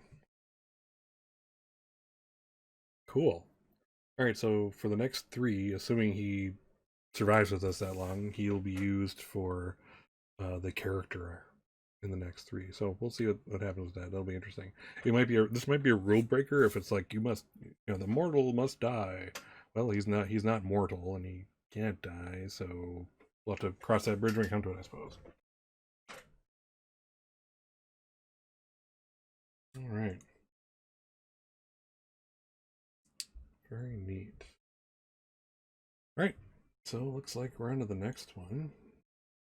Let's see, Hill.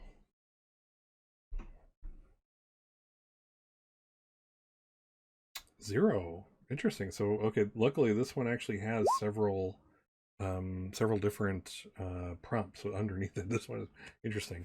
The head wants a body and you must give it one. Check a skill. Interesting. Okay, so we're losing a skill here. Interesting. Okay. All right. Let's see what that skill is. Let's see. We've already checked that one. Know the rosary, boldly feed. I think we've established that he's clay. So I'd almost say that burrowing is what we have to check. Burrowing to the clay. Yeah, that makes a lot of sense actually. Burrowing under like the sand of the local, coastline or whatever.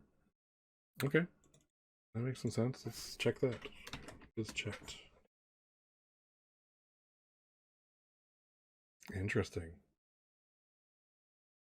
So now we have a golem. A full-on golem. Interesting.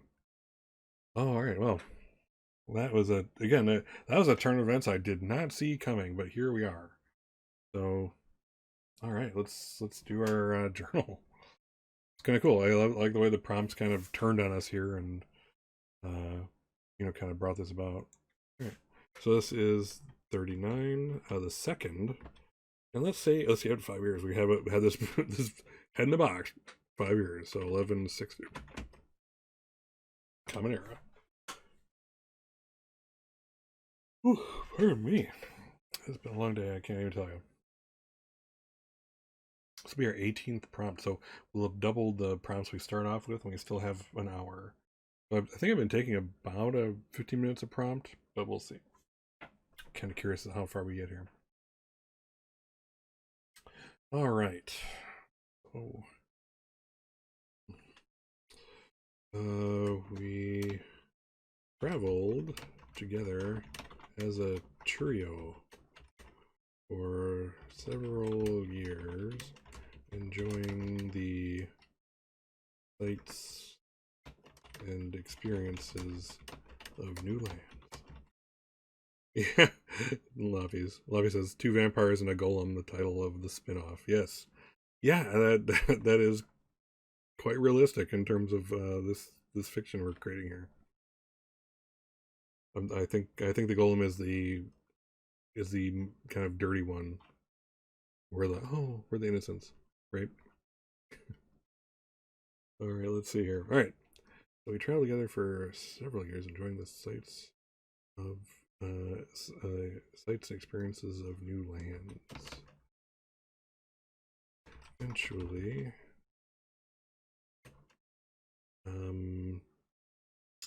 Saul yearned for the ability to move on his own power again. With those who were trying to steal or destroy him long behind us. Or so we thought. And as he had been such a stellar traveling companion, Aziz and I set about making him a body. I burrowed beneath the sands of the nearby shores for no few days, as Aziz found the proper tools and had at least some skill in the area of fashioning items from clay. To Saul's glee, both Aziz and I were successful in our endeavors. The red clay from which we created the body fit perfectly with the original clay of his head, and he was whole again.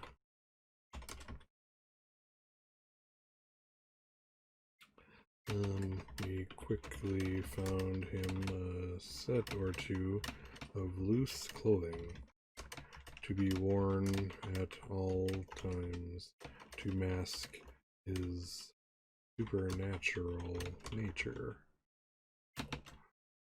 He was large.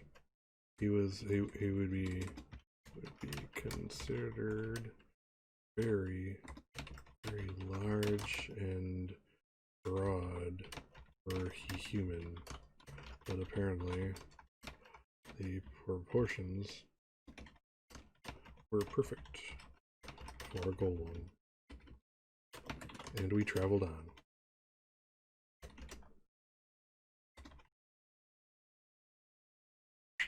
Wow. I did not see this coming in this session. A vampire lover companion, golem traveling companion. Interesting. Alright, so let's go and make the memory. We'll be ready for the next one. What will that bring? Let's see. So let's update his character real quick. Box. And then made whole with a full body. Good.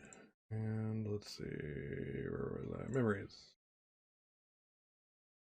Let's see.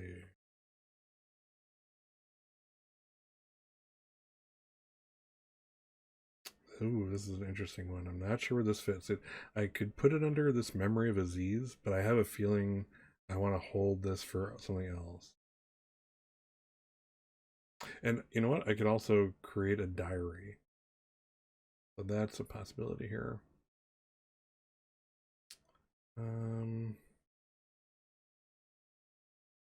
This is weird. It's like if I give, for example, if I were to give up this memory of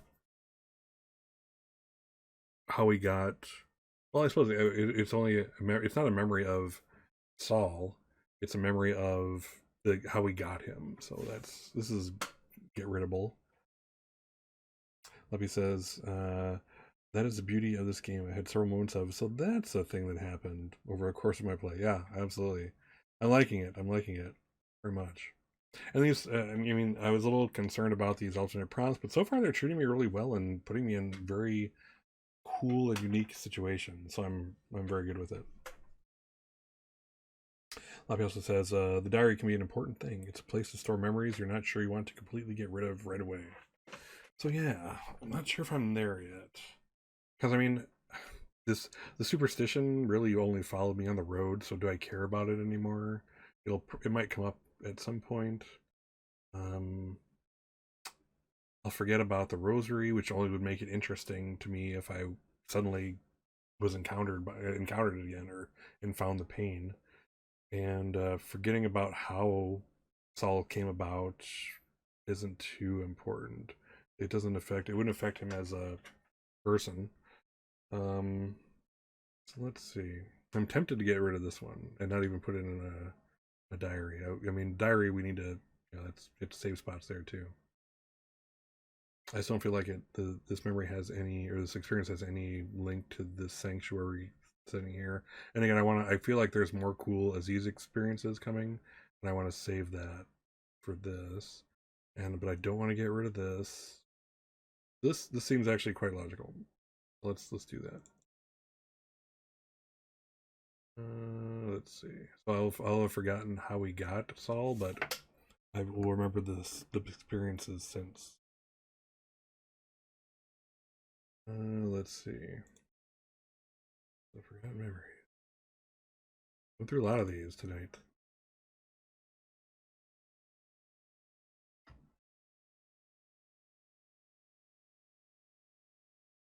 I suppose that goes with going through so many prompts, you know? Let's see. Okay.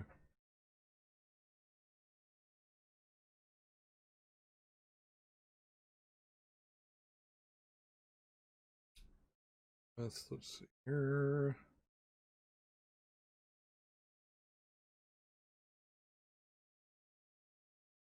Here. Mm-hmm. Again, let's see. Okay, yeah, so we basically had the same thing. So yeah, let's start a new one. This will be like traveling companions or something. Saul yearned for a body to roam free, and Aziz and I give it to him.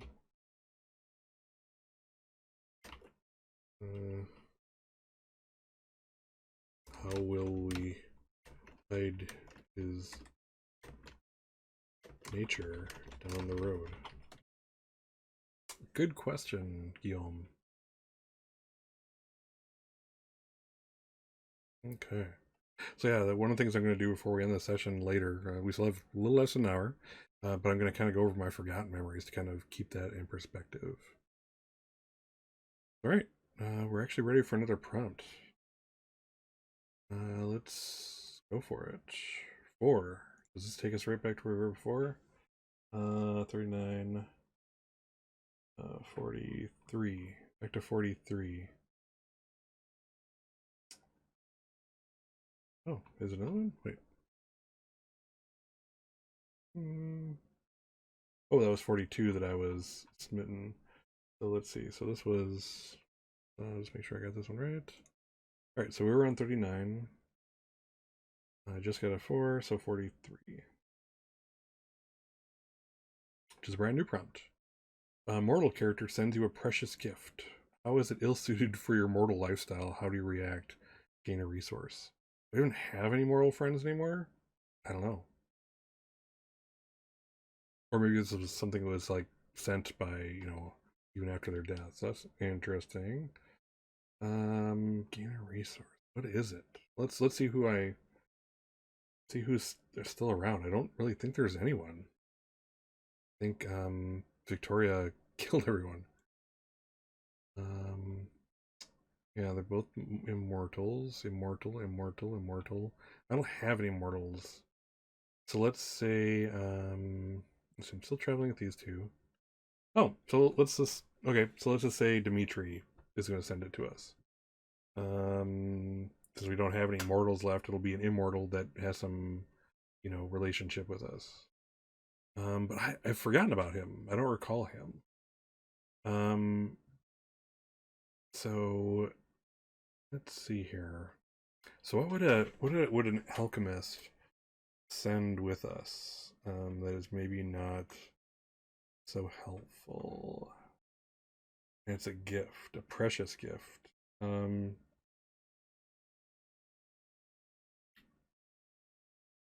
I wonder if it's like this is a tough one. What if it's like a big bar of gold? Like he's in some way paying us back for the blood he took from us all those years ago. And, Guillaume doesn't remember this, doesn't remember him at all.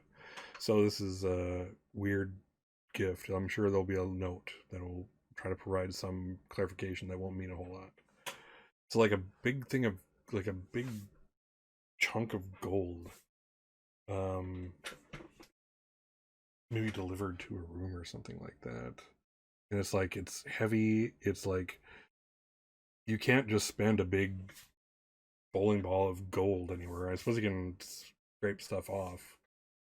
Um but travel, it's one thing, the thing would probably weigh, a couple 100 pounds essentially. Well, that's why you have a golem. But well, let's see. Let's go for it. Let's figure this out. So let's go to let's create the item. Uh, let's see. We lost 2 gold coins, and we're getting a bigger coin, if you will. A boulder, small. Well, let's call it a boulder of gold. Gold.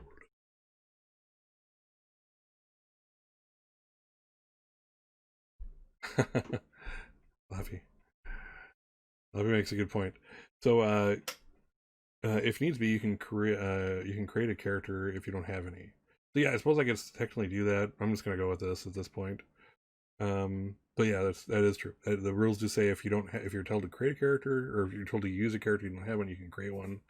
And she says, "I've created a couple of characters solely to kill them." I may be doing that in the very near future. So what you're doing is a very valid way to do the prompt.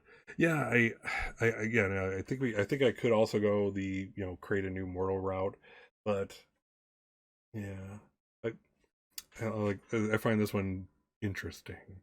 Again, with the prompts, you just never know where it's going to take you. Like, what is this boulder of gold going to ever do? It's never going to. I have a feeling if I ever expend it, it's not going to be used like for money. It's going to be used as like a weapon or something. So we'll see how that goes. Uh, pardon me. Let's go to the journal. Let's journal this out. Okay. So 1943. First prompt of that. And let's say another 5 years passes. 1165. Common Era. Um let's see. So I'm just gonna take a quick look at the old map. So he's back. I wonder if he's back in Constantinople. Or no. You know what? Let's go to Vienna. Let's go in the direction of Vienna at least. I think yeah. Let's go to We'll be in Vienna. Let's do that. That's cool.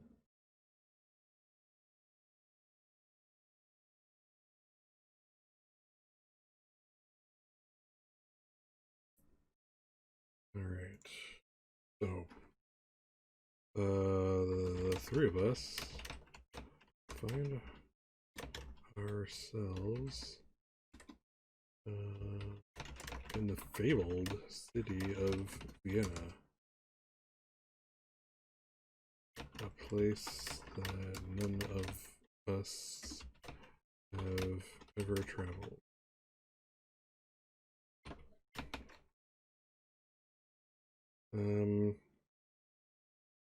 We found lodging in a large boarding house near the city's center, and decided to remain there for a time. Our names and address became known, and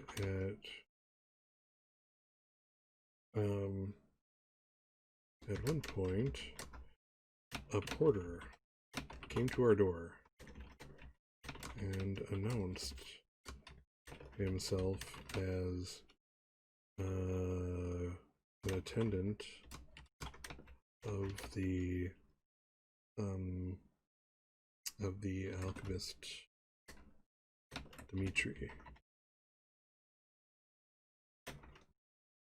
Not being familiar with this name, I waved him away and bade him be on. He did not flinch, however, and I immediately got the impression, oh, my spelling is going as my goes on, impression that he feared his master more than he feared me.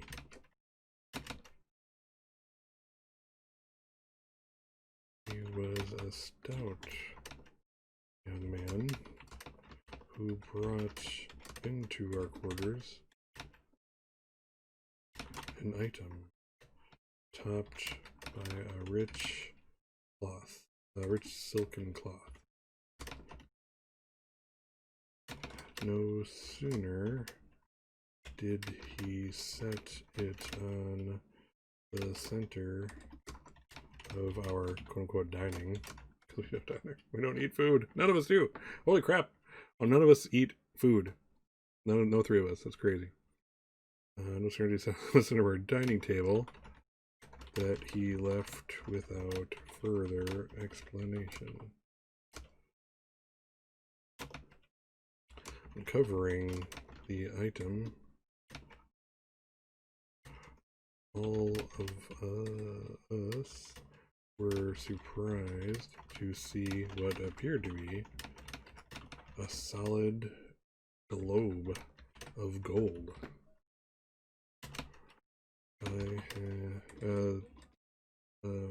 Myself and Aziz had heard of alchemy and its ability to change base metals into gold with the assistance of alchemical devices such as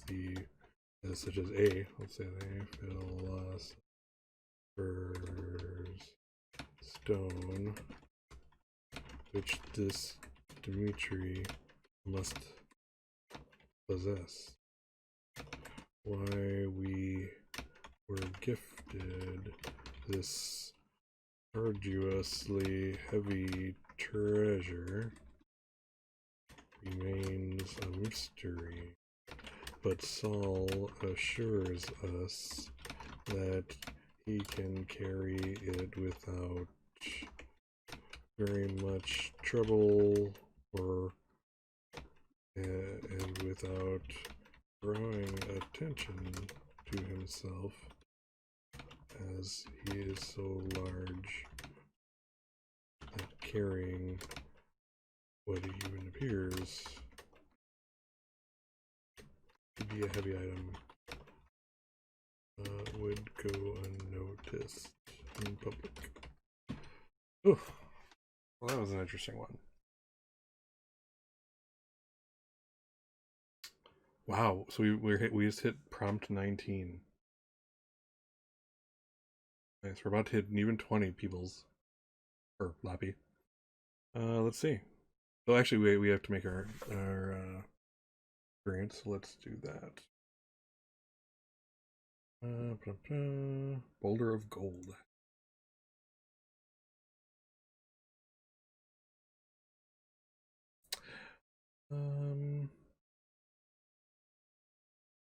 So you know what?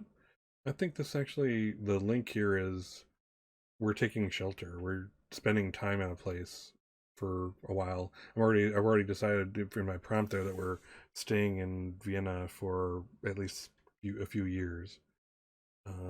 So I think this works. This actually, places we stayed, with things that happen in places we stayed.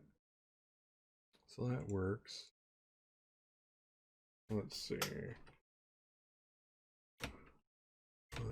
Vienna. You were gifted with a boulder of gold from an alchemist who knows of me, but I have never heard his name mentioned. It is a rich mystery.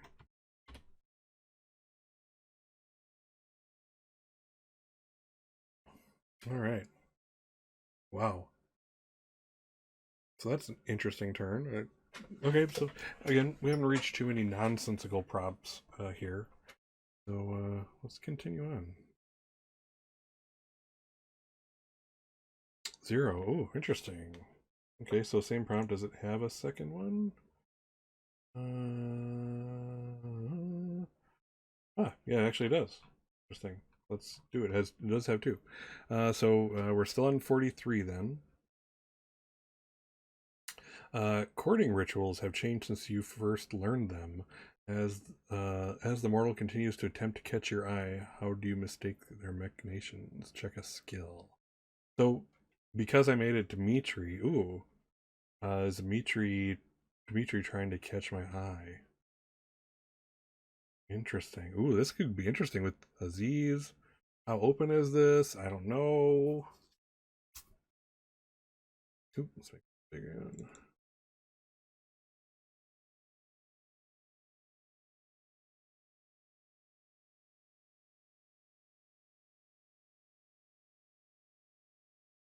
Okay. Alright, so courting rituals have changed since you first learned them. As a mortal continues, or in this case, Dimitri continues to attempt to catch your eye, how do you mistake their machinations? Check a skill. Whew, this is a tough one. Well, let's look at our skills. Let's see what skills we have.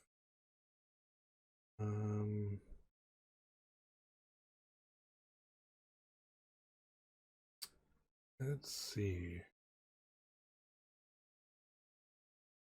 I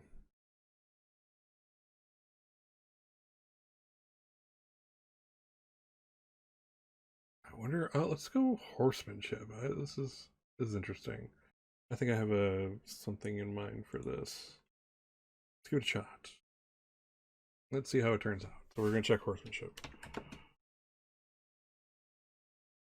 So we are now horsemen, if you will. All right. This is an interesting prompt. Let's see here.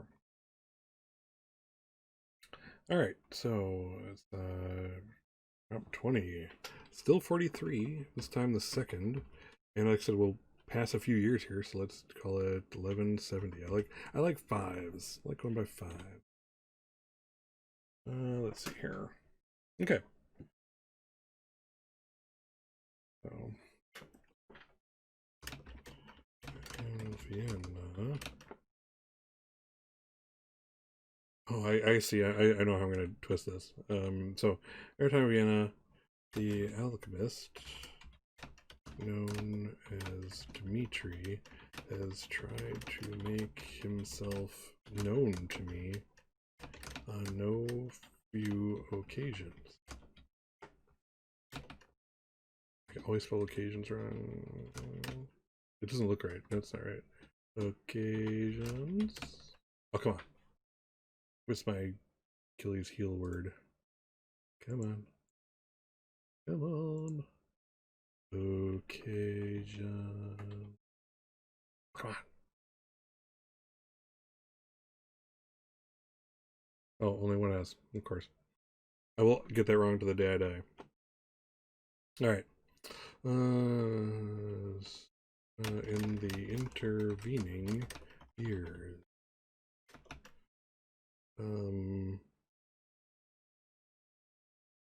Each gift. Oh, here we go. Each gift that he sends me, I take as a warning to my person and to those with whom I travel. He knows what we are and where we reside.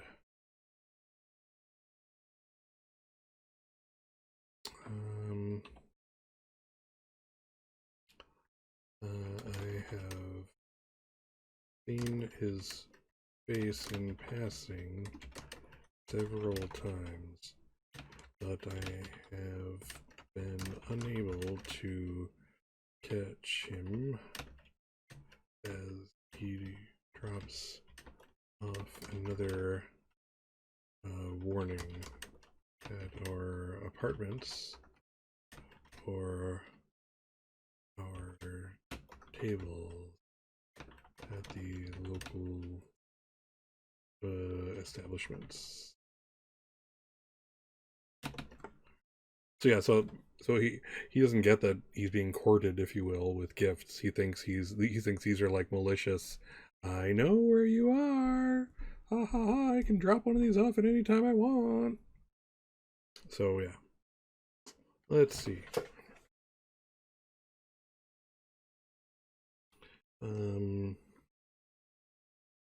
So yeah, let's kind of bring this in. So on one such happenstance, I was able to catch up to him on my horse and took the opportunity to run him over, crushing his bones beneath the hooves of my steed. Even then, he only smiled at me, and it was days later that I received yet another warning. Seeing him in the distance, fully restored. Interesting. Mitri is trying to get with us and is been tagged as a enemy. Interesting. Okay, let's make the experience.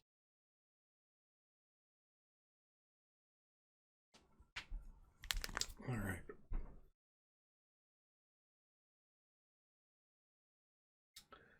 Okay, so let's check our memories. This might be our last memory of our time in Vienna. But let's see here. Let's see. Again, I don't want to put anything under here just in case there's more disease specific memories we can pop in here. Again, I'm trying. It's weird. I'm trying to save memories to keep of my lover. Let's see. So places we stayed. I think this still technically goes with places I've stayed and things that have happened there, that type of thing. This is just a continuation, really. So let's do that. I'll maybe someday forget Vienna in the cave. All right. The alchemist Mitri is relentless in his threats. And I find the opportunity to crush him with my horse.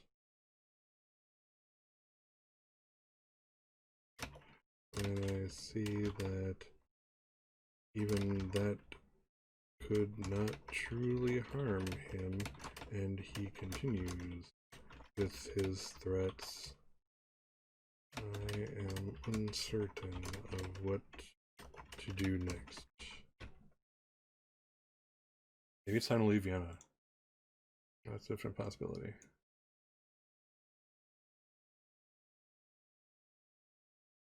At some point, I might check to see what's happening in these years that I'm here. But again, I'm not too concerned with history. It's more the story.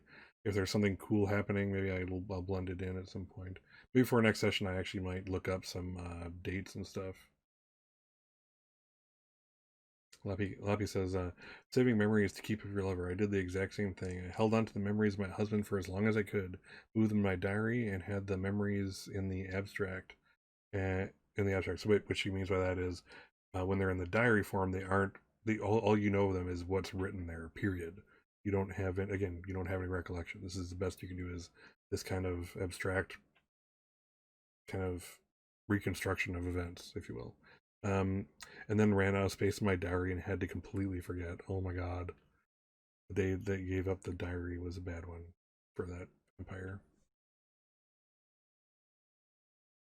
All right. Let's see here. All right, so it's time to do another prompt. We have a little less than half an hour left. I might do one more prompt and then kind of go over things. Let's kind of see where this takes us. But thank you for your input there, Lappy. That's really cool. I'm very curious as to how your adventures are going with your vampire and all that you've had to experience. You should publish it. Put it up somewhere. All right. -1. Ooh, interesting. So let's see. Oh, interesting. So this takes us back to the smitten thing. So it's the second version of that. Let's see. Oh, interesting. So this is kind of like taking it where I've already taken it. So we'll have to build on this somehow. So the prompt is you become obsessed with the immortal, the one that you become smitten with, following them, longing to be with them. You abandon habits and recklessly move into dangerous territories. Create a skill that reflects this. Um, wow, this is a lot to take in. So I'm creating a skill this time that has to do with recklessly moving into dangerous territories. So let's see. And I think you know what I think it has to do with the fact that I finally decided that Dimitri is a big fucking threat, and I need to get the hell out of Vienna or Austria rather. Is it Vienna? Yeah, Vienna. Sorry, Vienna calling. And how will I? What will be? Uh, will it be? Let's see. Let me just reread the thing. You become obsessed with the immortal, following them, longing to be with them. You abandon habits and recklessly moved into dangerous territories. So let's see. So I already have like a boldly feed. Um, so to escape Vienna and to kind of keep with Aziz, what do I need to do? Ooh, that's big. Um, what skill would help me? Let's see here. Let's see. There's, um,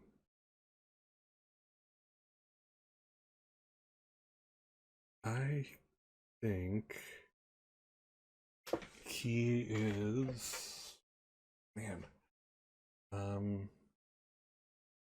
That's a skill. This is a tough one.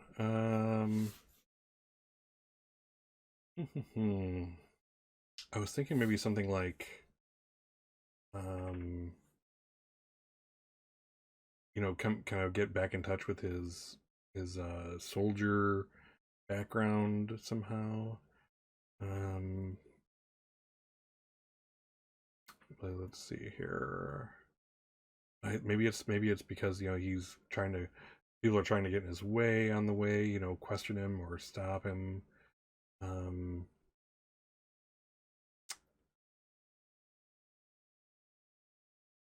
try. You know what? Let's try something social. I think so. Let's try gruff passage.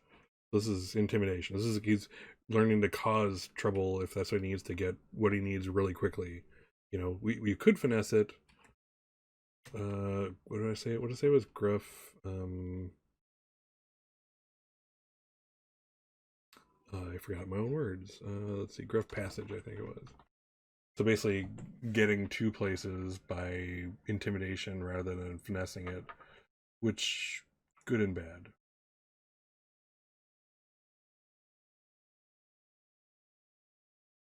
Okay. All right. let's do the journal. And let's see here. This is 42-2. All right. The 21st. 42. Oop, 2, and well, this will happen like really right after, so 1170 will be the same year. So, man, I need probably got some water. Soon I shall have water. Let's see. So 1170. I'm kind of curious. So that's so he became a vampire in 1099. So he's 71 as a 71 years as a vampire right here, and then like another 18 as a human. So at 89. Yeah, 89. 89 years old. Whew. Moving up on a century. I decided that staying in Vienna was too dangerous. With Dmitri so close at our doorstep. We said goodbye to our apartments, and the three of us moved onward.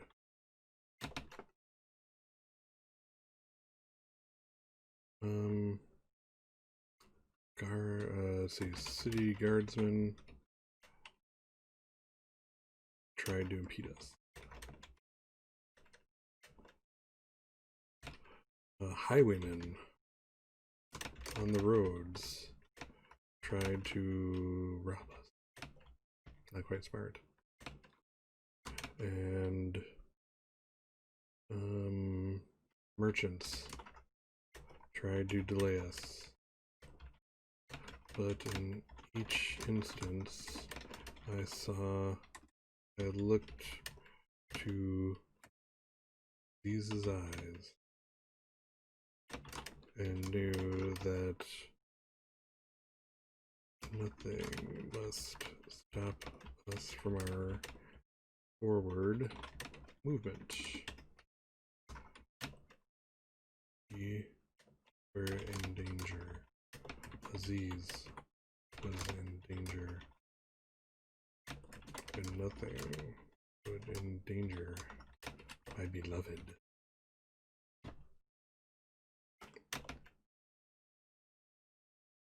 All right. Let's see. I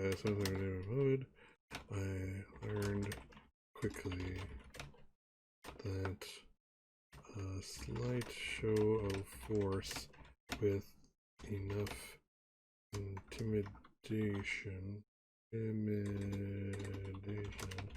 my voice got us to where we needed to go and through most any barrier without drawing undue notice in the process. I notice my prompts are getting shorter as the night goes on. Is I'm tired, or is it just these prompts just don't give themselves to great stories? I'm not sure yet.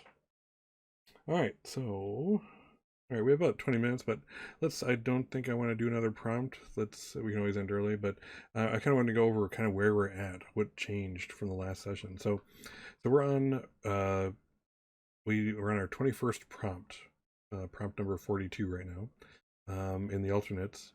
But yeah, so we did we started at prompt 9, as we ended last time, and we're now at 21. So we made good prompt progress, and I think a lot of story progress. It was really cool. So let's go over kind of the character sheet and take a look at what's happened to us in this time. I think this is a great deal of time. I think like 50 some years have passed in this session. So I'm not quite to where I want to kind of leap forward centuries yet or anything like that. I don't feel the need to. But let's see what we have. Let's go back to the character sheet. All right, so let's look at our skills. So we really keep gaining skills. We've gained a bunch. We've checked a few finally. With the alternate prompts that we're in. These are the first times that I've actually had to like check these, and we lost one. But very interesting. I have to say the alternate prompts are very interesting. Anyway, so we still have swordsmanship. We checked horsemanship and running down a Mitri. I know how to serve when we met those rich folks from Italy. Burrowing, I gave up to get Saul his body. Entertain the rich. We got know the rosary. So this is now a skill that I don't know the origin of or why. I don't remember why I have some kind of weakness to the rosary, but I know where it is and to avoid it. But why, I have no idea. Boldly feed when I kind of got all up in my vampireness outside of Avignon, and then Grove Passage just now, kind of finding that a little bit of physical bluster and a lot of social intimidation go a long way, and don't draw as much attention as just mowing people down with your hands and fangs would. No new marks yet. So that's interesting. I might have taken one if I had gone with that weird mechanical prompt, but I found that nonsensical. I ended not to go with it.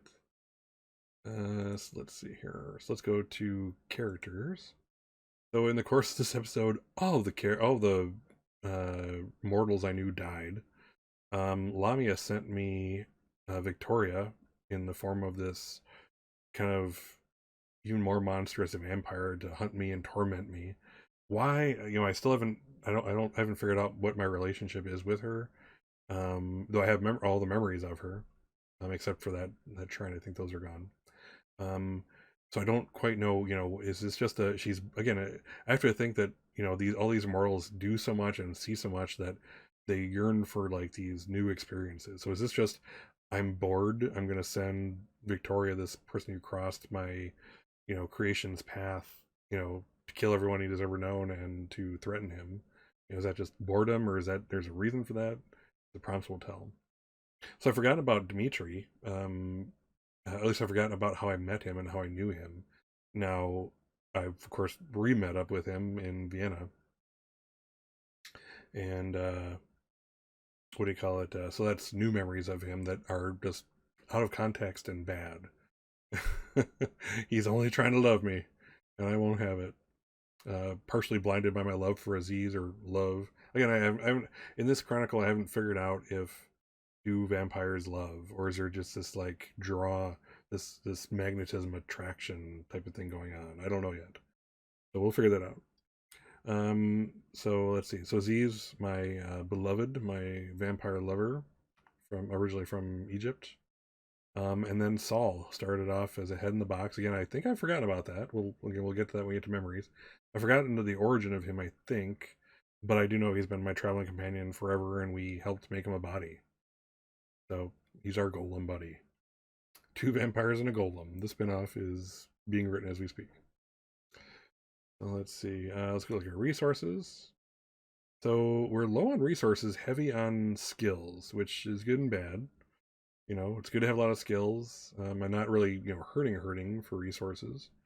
But I do still have that book. We have that boulder of gold that we got as our first gift from Dimitri. And we still have that camping kit, which has been very helpful to us, I think, in going forward. So cool. And last but not least, let's go over our forgotten memories first. So what have we forgotten this round? Let's see. So yeah, so we forgot basically the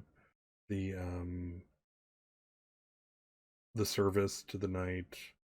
Um, we forgot about Victoria, but I think but we forgot about her after she came around as the monster. I don't remember. Maybe I messed up by recognizing her, but we're gonna go with that. She might have even introduced herself, we could say, if that was the case. Service Master Brewing, so we don't know where that came from, but I can do it. I still have that skill. Well, I checked it. I did check it. So it's something I can do now. and add to my repertoire, if you will. So the rich travelers, I've forgotten about them. This is all one memory that was just kind of not really worth it to keep when I had to give it up.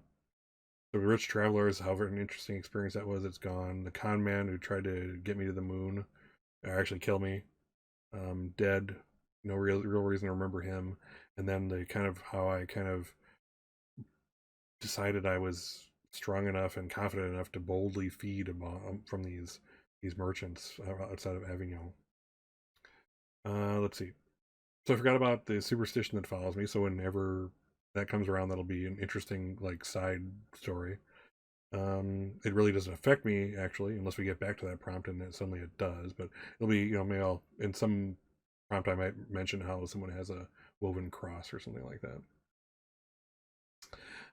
So I forgot about the priest, which I already fulfilled my vow to.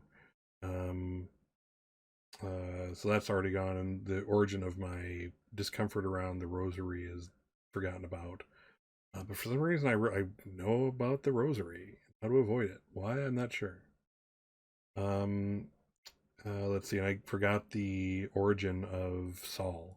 I don't remember how we got him, or that he was originally a head. Well, I suppose again, it's kind of not firm as to what you forget. So I think I forgot his origin. So I would not remember how we got the box with his head, but we traveled with him as a box in a box for years before he became a body. So I think I can safely say, yeah, so I have no idea how the heck we got this golem head, but he's been our buddy for a while and we got him a body. Here we are. So let's look at the actual memories I retained. And again, I think I've retained the main ones here. So I still have my origins, and my line, if you will. I still remember my name. So interestingly, I mean, when I forget this one, should I ever forget this one, I will forget where I'm from and my name. I will, have to take on a new name or something, or someone will call me it or something, or maybe I'll still be at disease and he can tell me, you're Guillaume. But we'll cross that bridge when we get to it. Um, let's see here. Uh, I still have memories of spending time at places like as sanctuary, if you will. Um, so things that happened while I was in sanctuaries, enjoying like a city or in a cave in this case. Um, I remember making the body for Saul. I remember that. Um, and this is my Aziz memories. Again, I'm kind of saving these for Aziz specific memories that I want to keep up. And then I do remember my vampiric origin with Lamia. Lamia's in each of these. So there we are. That's it. Um, let's see here. Yeah. All right. So that was a pretty cool session. A lot of interesting things happened. A lot of things I didn't expect. I did expect to find a lover or traveling companions. It never occurred to me that this game would have, I would travel with people, much less like two other immortals, people who can't die or not easily. Um, so that was pretty cool. So I love how the prompts take me in directions I hadn't had any intention of going. They kind of force me to be creative. They kind of force me to take new risks and try new things. So that's really cool. I don't get to live in the shelter of my own comfort zone. If the prompt tells me I have to do something, I'm going to do it, unless it's nonsensical crap. But other than that one mechanical one, which I just did not see the need for, or that it just didn't see how it would fit. They're all working out really well. So that's really cool. And as usual, I appreciate you, Lobby. You're awesome. Thank you for coming with me on my journey. You've been my rock, my sounding board for a lot of this stuff, and I really appreciate it. And I hope to see you next time. But I think we're a little short of the 3 hour mark, but I just don't have much else to really say this episode. Um, I don't want to start anything I can't really, finish, or like another prompt. I don't think I have time for that, and I kind of feel like this is a good stopping place anyway. Loppy says, "You're welcome. I've enjoyed being along for the ride." So I appreciate you, Loppy. Don't forget that. So we'll call it a night from here, and a night it's been. Guillaume has had some interesting adventures. He's taken some turns and twists. He has companions. He has people he kind of trusts and loves, if a vampire can love. I still haven't figured out that whole the can vampires love thing. Do androids dream of electric sheep type of thing. But anyway, so yeah, we'll end the stream here, and it's been awesome. And thank you anyone who did come by or for watching this on YouTube. Hope you got something cool out of this, and you hope you'll play the game. There's more to come. I'm gonna play this until I hit like 10 episodes or he dies, or somewhere around there. I haven't decided really yet. But I'm Scott of Scott's Case Files, and if you're watching me on Twitch, you'll see all my stuff down the bottom here, my Twitter, Discord, etc. YouTube. Otherwise, if you're watching this on YouTube, you'll see it in the links below, all those links. And otherwise, hope you have a great time. Definitely play 1,000-Year-Old Vampire if you get a shot. It's, as you can tell, a very interesting game, and I think you absolutely need to journal it. I've been doing the journal part of the show that's really not part of the rules, but I think this game is best if you journal it, and then don't read it, until you're all done, and then go back, and I think it'll be this interesting story that you've woven, that you've created out of your own imagination and the prompts. So I hope to see that. Should anyone else do theirs, Lappy? Again, publish yours when you're done. It'd be cool to see. Otherwise, ending the stream here, and hope everyone has a great night. And I will see you guys for 1,000-Year-Old Vampire next week, and Thursday for Tales from the Loop with my group. And otherwise, have a great night. Howl at the moon. Bye for now.